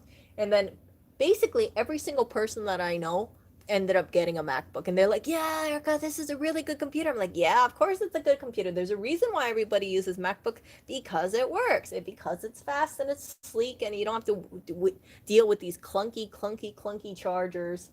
You know what I'm talking about? The freaking bricks of a chargers. The big one that's like this, and then you got the cord. It goes into this big brick, and then goes off to another one.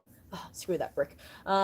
So yeah, it's just so after I started using my Clio, of course I got water damage on it, and the Clio was not cheap for water damage. I think it was like $700 $800, and yeah, but you just kind of think to yourself, well, do you like using that computer? Yes. Did you mess it up? Yes. Okay.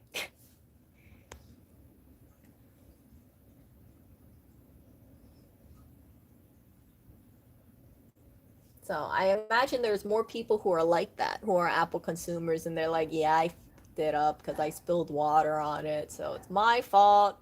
But I like that computer, so I'm gonna put more money in it. I won't spill water on it again. But instead of going into Apple, of course, they can bring it over to Rossmann Group and then Rossmann Repair Group, and then get liquid damage, fix the logic board if there's any issues on there. So, yeah,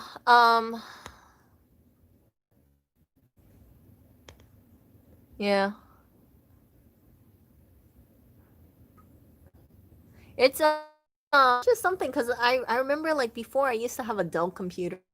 Got what operating system was on there. I want to say it was XP, but I might be remembering it wrong. That was a total piece of crap as well.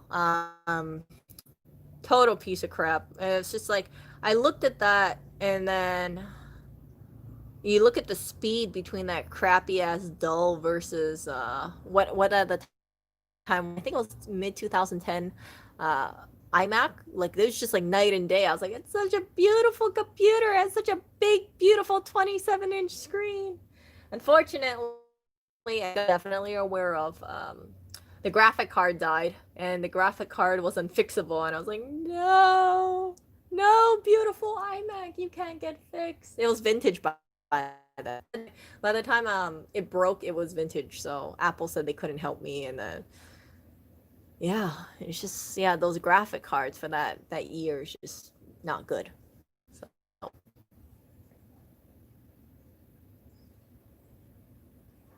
so you guys will get to see how you guys will get to see how long my newest Mac and when I buy it. And I don't know if I don't know anything about specs, so definitely I'm gonna have to ask around like, hey, what kind of specs should I put inside? Am I upgrading my computer? Like I don't mind. I got base model for Clio because I don't know anything better, so I was just like, okay, I guess base model works. I think I talked to the person at the Genius Bar, and I told them what I do. Oh, what do you do? Oh, I browse the internet sometimes, and I check my email, and I watch some YouTube videos. Oh, and I run Excel sometimes, and I do Microsoft Word, and I listen to music. Okay, and they told me like the base model spec. Oh, okay, okay, I'll go with that. So, because I'm planning to do video editing for my next laptop. I want to make sure that if I'm spending over $1,000 on the computer, I might as well put in the extra money for the specs because I'm hoping that my next computer lasts me at least 5 years. So I don't want to I don't want to have an inferior Mac and then end up having to upgrade because the computer just doesn't work for my needs. You see where I'm getting at? So yeah, I don't mind upgrading it. I know it's going to be expensive. I know I'm going to have people tell me the PC version, if you got like something from Microsoft, it'll be more powerful. And but I like my MacBook. I like my MacBook. I'm not planning to bring a new computer out in the public ever unless I needed to bring it to the store. But even then, it's like you're not going to see me going off to the coffee shop or anything like that with my newest computer because I'm worried about it. That's the reason why I dress like a bum a lot of the times when I'm walking out of the apartment. It's consciously because I don't want anything to happen to myself. I don't want to get robbed. I already get hit up for money almost all the time. I think that happened yesterday too. Yeah, that did happen yesterday, and I was just out for a short period of time, and it's like people always ask me for money, and that if I looked nice or if I had a nice laptop bag on me, I would be a target of theft. And I also want to share this with you guys. Not too far away from where we live, within a mile distance, there was a 79-year-old man who was stabbed. And there was a 49-year-old man who was also stabbed. I think he was slashed on the arm or something. And then there was a 4-year-old who also got slashed by a knife. And this happened at 6:20 p.m. So you got people who, for whatever reason, are prone to violence around where we live. And I don't want to be like walking home with my computer in a laptop bag or something like that, and then I become a target of theft, and then someone's like, yeah, give me your computer, or I have a weapon. And also yesterday, nearby where we lived, a delivery driver who was delivering food got robbed by knife point, and the person stole his food. So the food that he was delivering, he got robbed. Um, yeah. So this is the area where we live. You got to be on guard. You got to be, kind of keep, just don't stick out too much. Don't have any valuables on you. I don't want to get.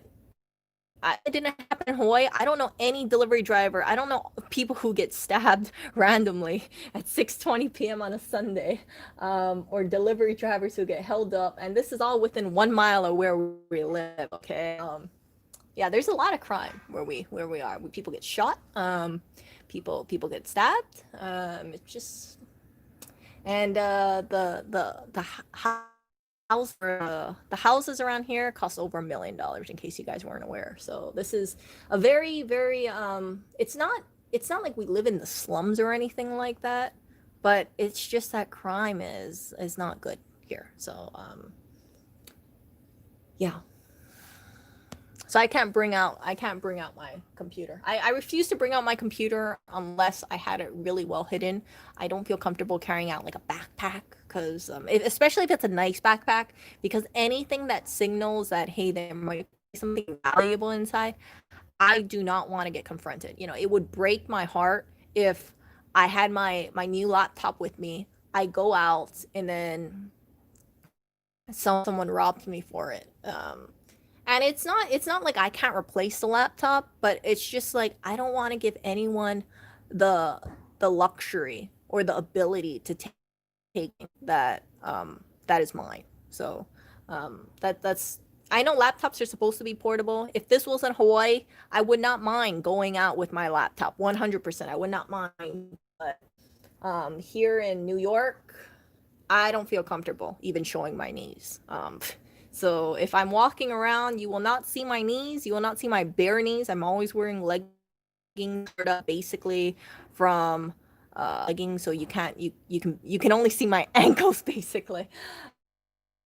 Just yeah, I don't want to be targeted in any way, and I rather think of being as bummy than being a target of theft. People are targeted for theft here, and I see people who I shouldn't say this, but idiotically walk around with valuable things. And in this neighborhood, you got a lot of people who just watch you.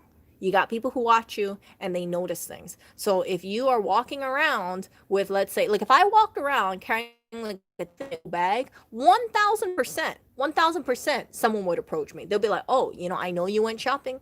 I know you went shopping because I can see your bag. I can see that blue bag. So if I was in Hawaii, I wouldn't really care too much about that. I would walk around and like yeah, people walk around with, let's say, their Gucci bags or their Louis Vuitton bags. I don't care.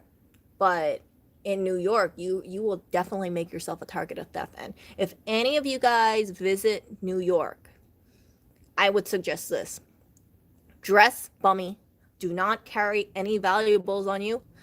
Don't carry your nice watch on you. Carry your cheapy looking watch, or get like one of those like low value things, because you will be targeted for scams. You will be possibly robbed.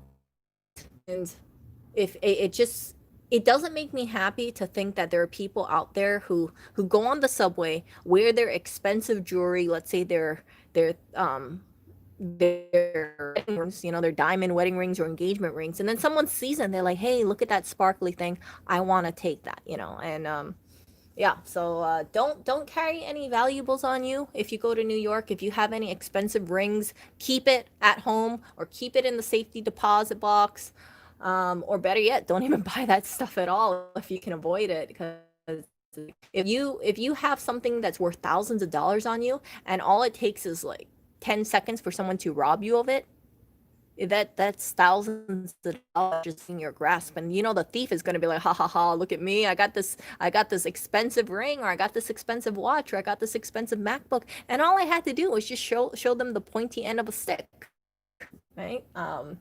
I can tell you for a fact, like if anybody was to approach me and take it, I'd be like, yeah, I don't have anything of valuable on me. Most of the times I don't even carry cash on me, because it's like I don't want to give a person the satisfaction of like, oh yeah, I took this girl's bag and she must, the bag, I can pawn the bag out if I wanted to for big bucks, or maybe she has this. No. So yeah, but if I was in Hawaii, like I said, I would have zero problem walking out on the street in a nice dress. But here in New York, I won't do it if I'm alone.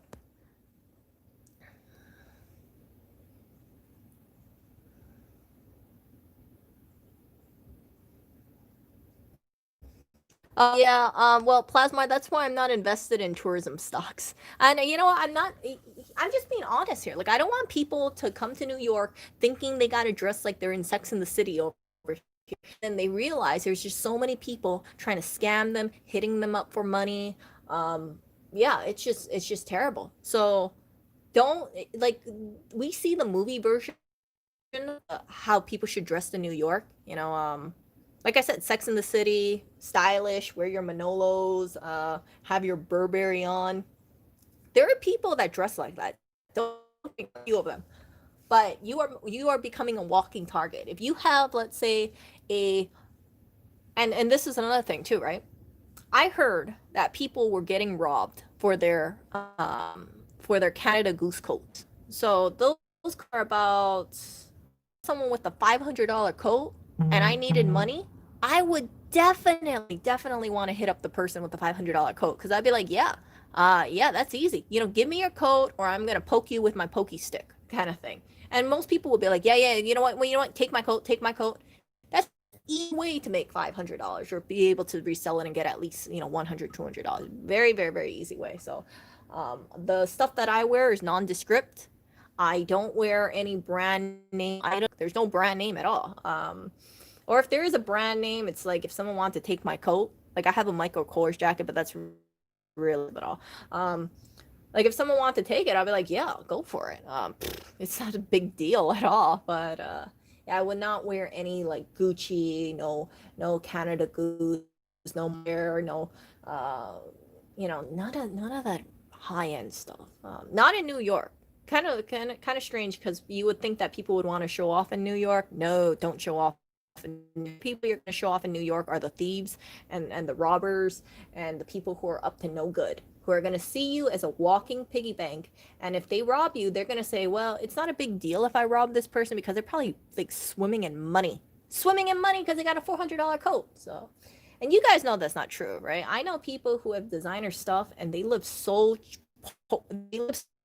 legally because they spend all their freaking money on all their designer stuff.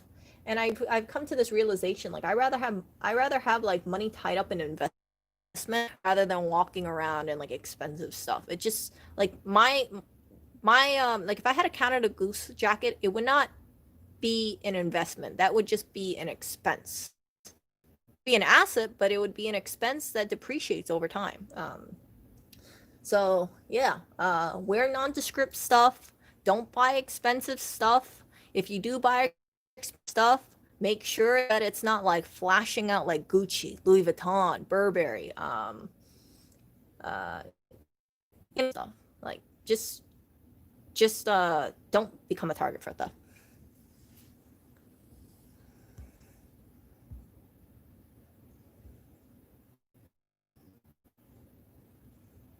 Yeah, so you guys can see for sure. Like if you guys saw my closet, I've showed you guys the closet. It's not like I don't have clothes. I have clothes I can definitely wear, but when I'm out on the street, it's like I don't want to draw attention to myself for sure. And it's really sad. So if I do dress up, it's just gonna be me dressing up indoors, and then just because I can't go outside. It sounds like a prison. I know it does. Like Erica's just dressing up for indoor use only, if I decide to stream and show. But yeah, the way I dress outside has to be it cannot be nice because I don't want to get approached by a person. And you guys know, like if any tried to rob me, and if anybody said, let's say, give me your purse, and my phone is in my purse, it will be hours of headache for me to replace that phone because I got all my contact information over there, right?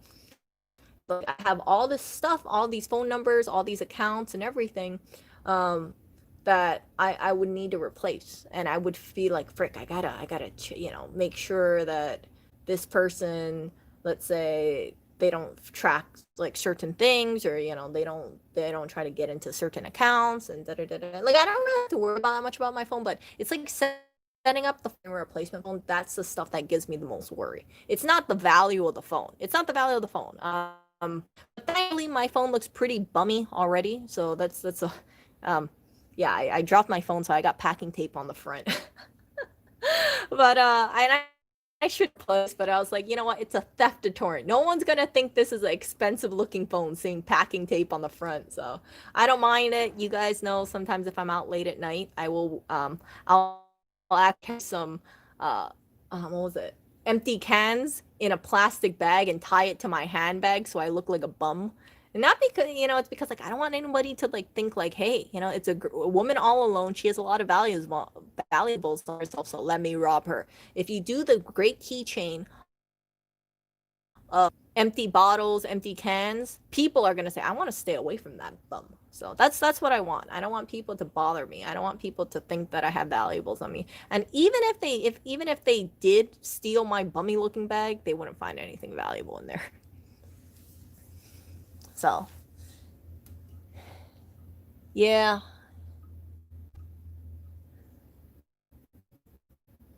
yeah. So just please keep that in mind. I don't know how the area you guys live in, but I know some people would say, Erica, you sound really paranoid, but I'm not paranoid. This is what I see. If I was in Hawaii, I would not be like this. Hawaii, I could walk outside, wear a cute skirt, wear heels walking around, carry a bag, a designer bag if I wanted to, have my hair, have my makeup, yeah.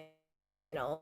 And if I got approached, it wasn't because people wanted to rob me. It was because like if people wanted to compliment me, then they're just doing it in a friendly manner. And it's not like the guys in New York, because basically like all the guys who approach me if they think I'm single, they're just kind of seedy. It's like, yeah, it's not flattering. It makes me really uncomfortable. So if you guys and you any of you, let's say if you're a female and you move to Hawaii and you're single, know that the guys are going to be kind of awkward and kind of sweet but kind of really awkward. I rather take awkward as a single female than these creepy New York guys any day, for sure. For sure. So yeah, it's just, yeah, in New York, they're not, it's not like they're confident, it's just kind of seedy. And it's like, it's, I shouldn't say gross, but it's like, oh God, my goodness, you're like talking to me like I'm a piece of meat or something. And I'm dressing like a bum and you're still talking to me that way. Like imagine if I dressed nicer. Like, yeah, that would just be terrible. And then some people though, like one thing that people will talk, one thing that I've noticed, like a trend here, is like, okay, I don't want to say this, but I'm gonna say it anyway. Like I'll have people be all like, "Hey girl, I got money, and I'm like, what? Like for a while, I was thinking to myself, like, what do you mean you got money? I don't get it. Like, I don't need your money. Like, yeah, I'm not broke. It's not like I don't have any money on me. I'm just like let's say I'm just walking down the street going to the market, right? I don't look like a bum. I don't look like I'm homeless. But people are like, hey girl, I got money. And I'm like, huh? Money? It's like they're like, yeah, I got money. I'm like, okay. So I don't know if they're trying to pick me up for, a one night or something like that, or if they think like Flash and Clash is gonna be cool, but yeah, strange. And then I also had this other guy. It's like I was walking across the street and this guy, I think he had an auto body shop or something, and he crossed across the street and he was like, "Hey." And I was like, "Hey." And then he was telling me, he was just chatting with me, and he was like telling me like, "Oh yeah, I own the business across the street over there." I'm like, "Oh, oh cool."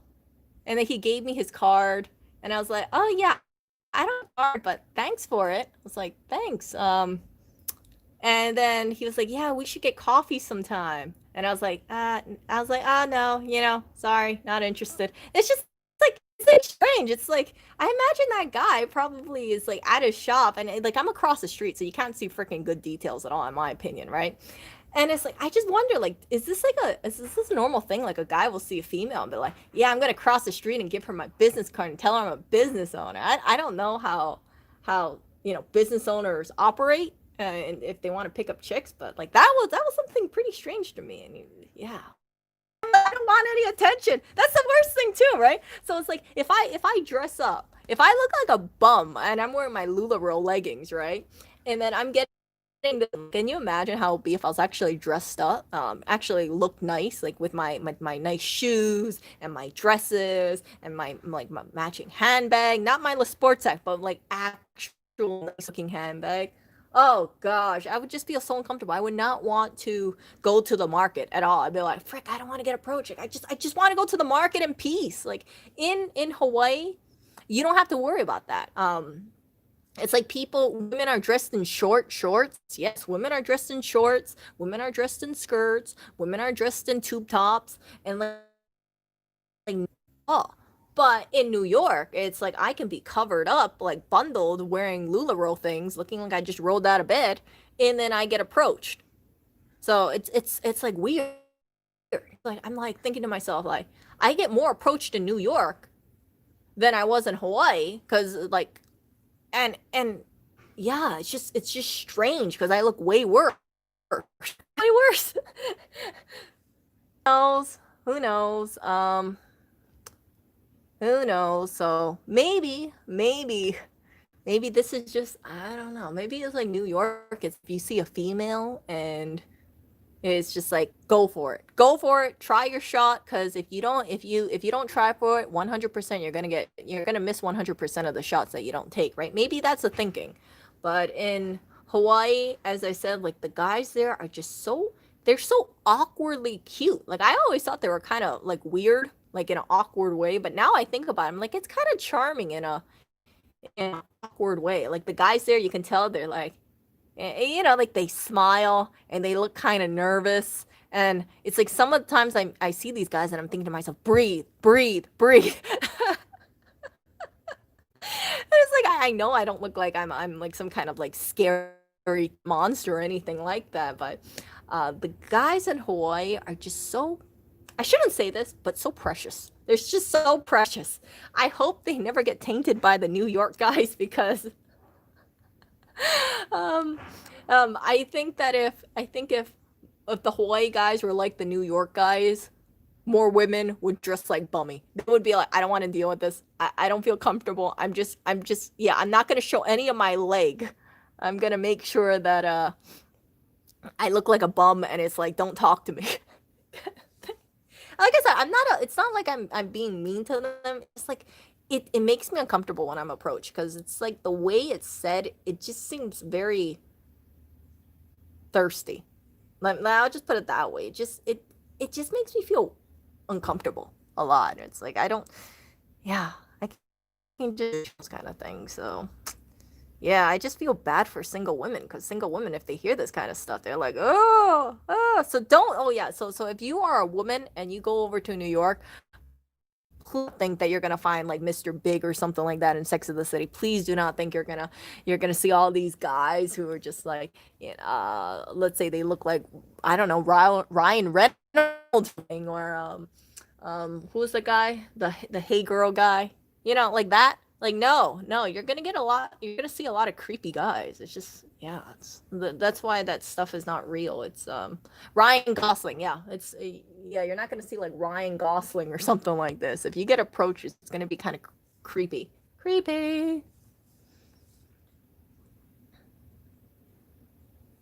I don't know. Like culture that trains guys to do that. It's like some countries are known for being aggressive to women walking around.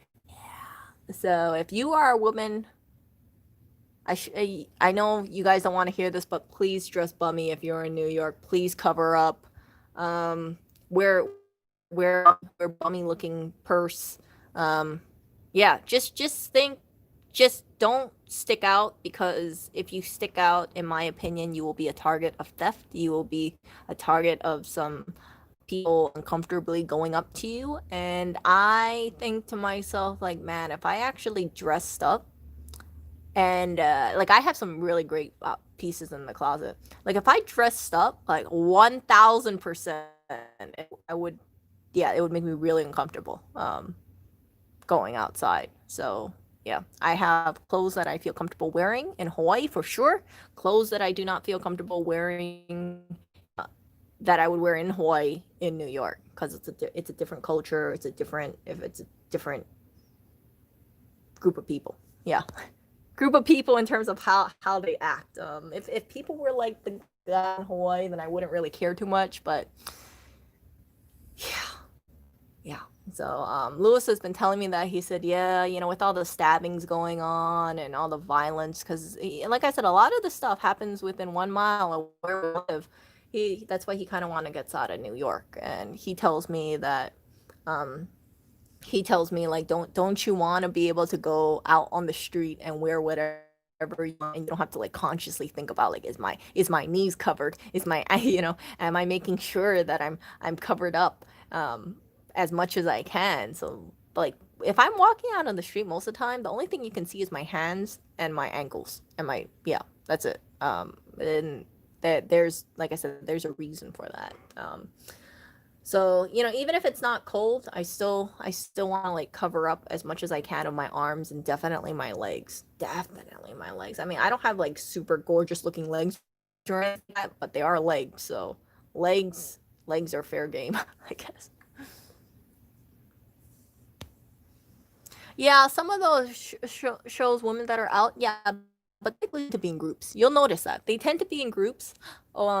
And if you're in groups, you're a lot safer. For me, I am walking by myself, so I don't. It's not like I can have a bunch of uh, group of people that I'm walking with. You get what I'm saying?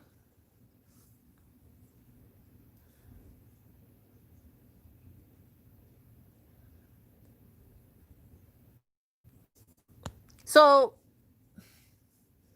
I would like if I was a guy and I had to talk to a woman, I would just be like, I would make sure I look good. So I would make sure I dress nicely all the time. Um, we're talking like for me, my personal thing. If I was a guy, I would probably be wearing like a dress shirt or dress pants and nice shoes. Not someone might want to steal my watch. I would wear like I would dress kind of like Shawn Mendes. You guys know I'm such a big fan of Shawn Mendes' style. I love his style so much. But yeah, if I was a guy, I would definitely want to dress like Shawn Mendes. Dress blouse with the skinny pants, with the leather shoes. Yeah, with the styled hair. I would smile. Talk to him and be like, hey, my name is blah. I think you're really cute. Do you want to grab coffee sometime or some kind of thing? And yeah, just go with that. Like that is a lot better than what I hear in New York, which is, hey, I got money. Like you get what I'm saying? Like I have money. It's like you see what I'm saying? Like one is like a connection, and the other one is just like I got money. It's like it sounds like that Chris Brown song. Look at me now. I got oh no Justin Bieber song. Boy, I got money in my hands like that. I really want to blow swag swag swag on you. That one. Yeah, that's what it's just like. Oh,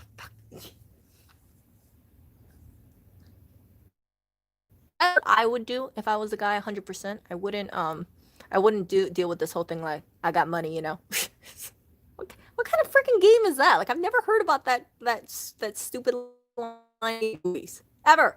Movies, reality TV shows, but if I had to sum up like New York guys dating in New York or guys trying to pick up women in New York, it would be that. I got money. It's just the worst freaking if any of my guy friends ever tried to, if I found out that any of my guy friends was using that line on idiotic line is that what is your success rate on that 0.00%? Or maybe you got one woman who's like, okay, I'll take your money and that's about it. Like a really crappy pickup line. If you're trying to get a woman's attention, like that fails because it insinuates that you don't think she has money, or it make you seem desperate because you got to lead with your money. You get what I'm saying? Like, it's not good for a guy to lead with his money, and it's also not good to offend a woman, saying that she should pay attention to the guy because she doesn't have her own money.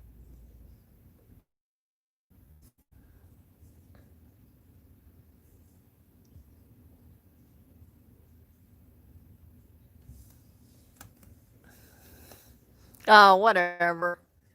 No, Lewis doesn't use that line. He uses his line. He's like, "I'm an influencer," and I'm like, "Oh, for frick's sake!" I like to see him use that line on like a bunch of chicks and like beach. I'm an influencer. How many chicks go up to him? They're like, an influencer? Oh, really? Oh, you're that angry MacBook guy. Oh, yeah, I don't like you. You're against my MacBook. Yeah, I'm just kidding. I'm just poking fun.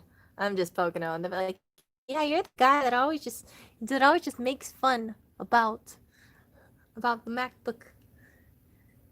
Yeah, he leaves money in his pocket, but then he wants back. Yeah, I know. Yeah. There's like been a few times like he had to pay for something and then he left money in his wallet and I was like, oh, look at this. Mama got some money. I'm like, look, Oriole, look at this. We're gonna be having a greenies party soon. And he's like, wait, that's my money. And I'm like, yeah, whatever. The moment you don't put your money in your wallet, it turns into my money. But he doesn't do that as much anymore. I know. I think he's like I know how he would I have a good feeling how he would do that. He would go on the beach. And this is just me thinking about it. Go on the beach, you go up to the girl and be like, "Hey girl." You know how Ryan Gosling does his "hey girl" thing? He'd be like, "Hey girl." And she'd be like, "Hey?" I'm an influencer. And she'd be like, "Oh, really? What do you do?" And he'd be like, "I'm on YouTube." He'd be like, "Oh, really? Really?" And then she'll look at his videos and she'll basically see F Apple 2, Apple 3, and she'll be like, "What? What?" I'm on library. Yeah. Yeah, I know. You might have caught me on YouTube, maybe on library, not on Vimeo anymore because don't use Vimeo. But yeah, maybe our Apple. I'm a pretty famous guy. Yeah. Who knows? Who knows? I don't actually know his game, so I don't know how he does it. He's like, I don't know his game, but that's what I would do. That's what I imagine whenever he drops that I'm an influencer line. I'm like, oh, for fuck's sake. Oh, he has two wikis. Yeah, one. Yeah, hey girl, I got two wikis, but one always hacked or both of them started to get hacked. Just all these people colluding against me. They just all these haters, all these people hating from all around the world, just hating on me, trying to make me disappear, but I don't disappear. I don't know. On the ThinkPad babes. Oh, whatever. You're gonna have more people who be all like, "What's library? What is that?" They're like, "You're in the library, so you study all the time. How's that a pickup line?" So, like, so you're coming out of the library to talk to a chick on the beach. I don't know. I don't know. I don't know how his game is. I'm just speculating what I would do or what I imagine would happen if I had to use the influencer line. But I'm sure there's also YouTube influencers who, oh gosh, my big brother's like,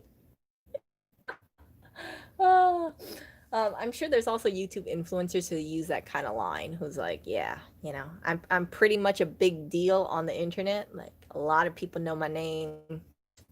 Yeah, I actually, yeah, I know a few people who are like wannabe influencers, and when I mean wannabe influencers, it's like they act like there'd be a big deal, and then they get all like, yeah, everyone's, and then when it doesn't turn out that way, then they get all salty and bitter, and then they're like, oh, yeah, they just cry their own little thing. So yeah, I'm gotta get going. What's the library? Oh goodness, my e-bike goes 1999 miles. Oh jeez.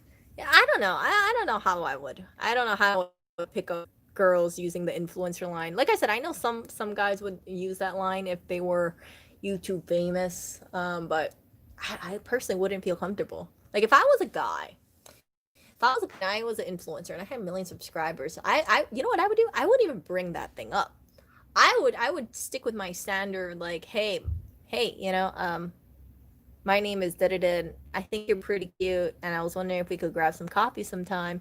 And then, if the girl's like interested in who I am, then I would have coffee with her, or I would text her, and she'd be like, "Oh, so tell me more about yourself." And I'd be like, "Yeah, I have, I do this, and this is my YouTube channel." And then she'll look at it, and she'll be like, "Oh, he has 1 million subscribers. Oh my god!" Who knows? Maybe, but you don't know if maybe the chick doesn't care about YouTube. But yeah, I'm like, you could use that, but just don't lead with the influencer line, because if you lead something like with the influencer line, then everyone's gonna stick on like 500 chicks, especially if you're on somewhere like the beach, right? Hey girl, I'm an influencer. Hey girl, I'm an influencer. Like, and then it just looks terrible.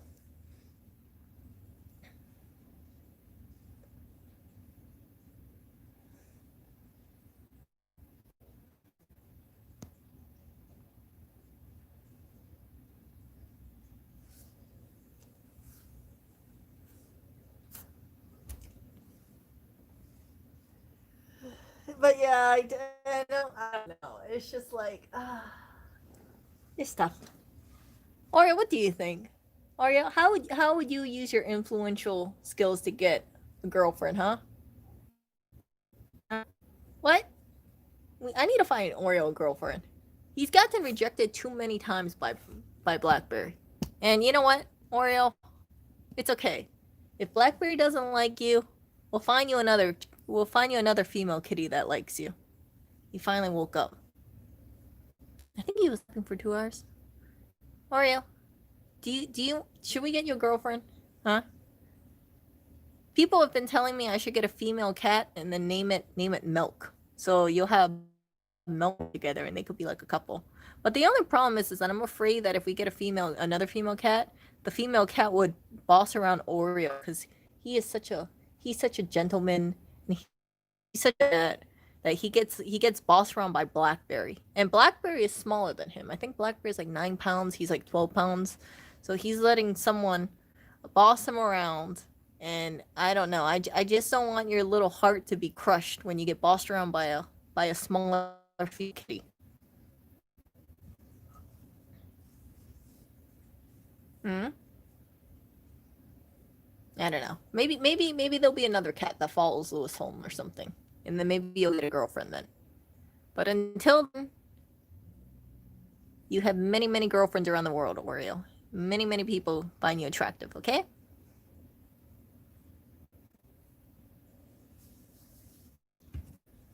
Oh, you're so humble, Oriole. Yeah, try to get this from Clinton.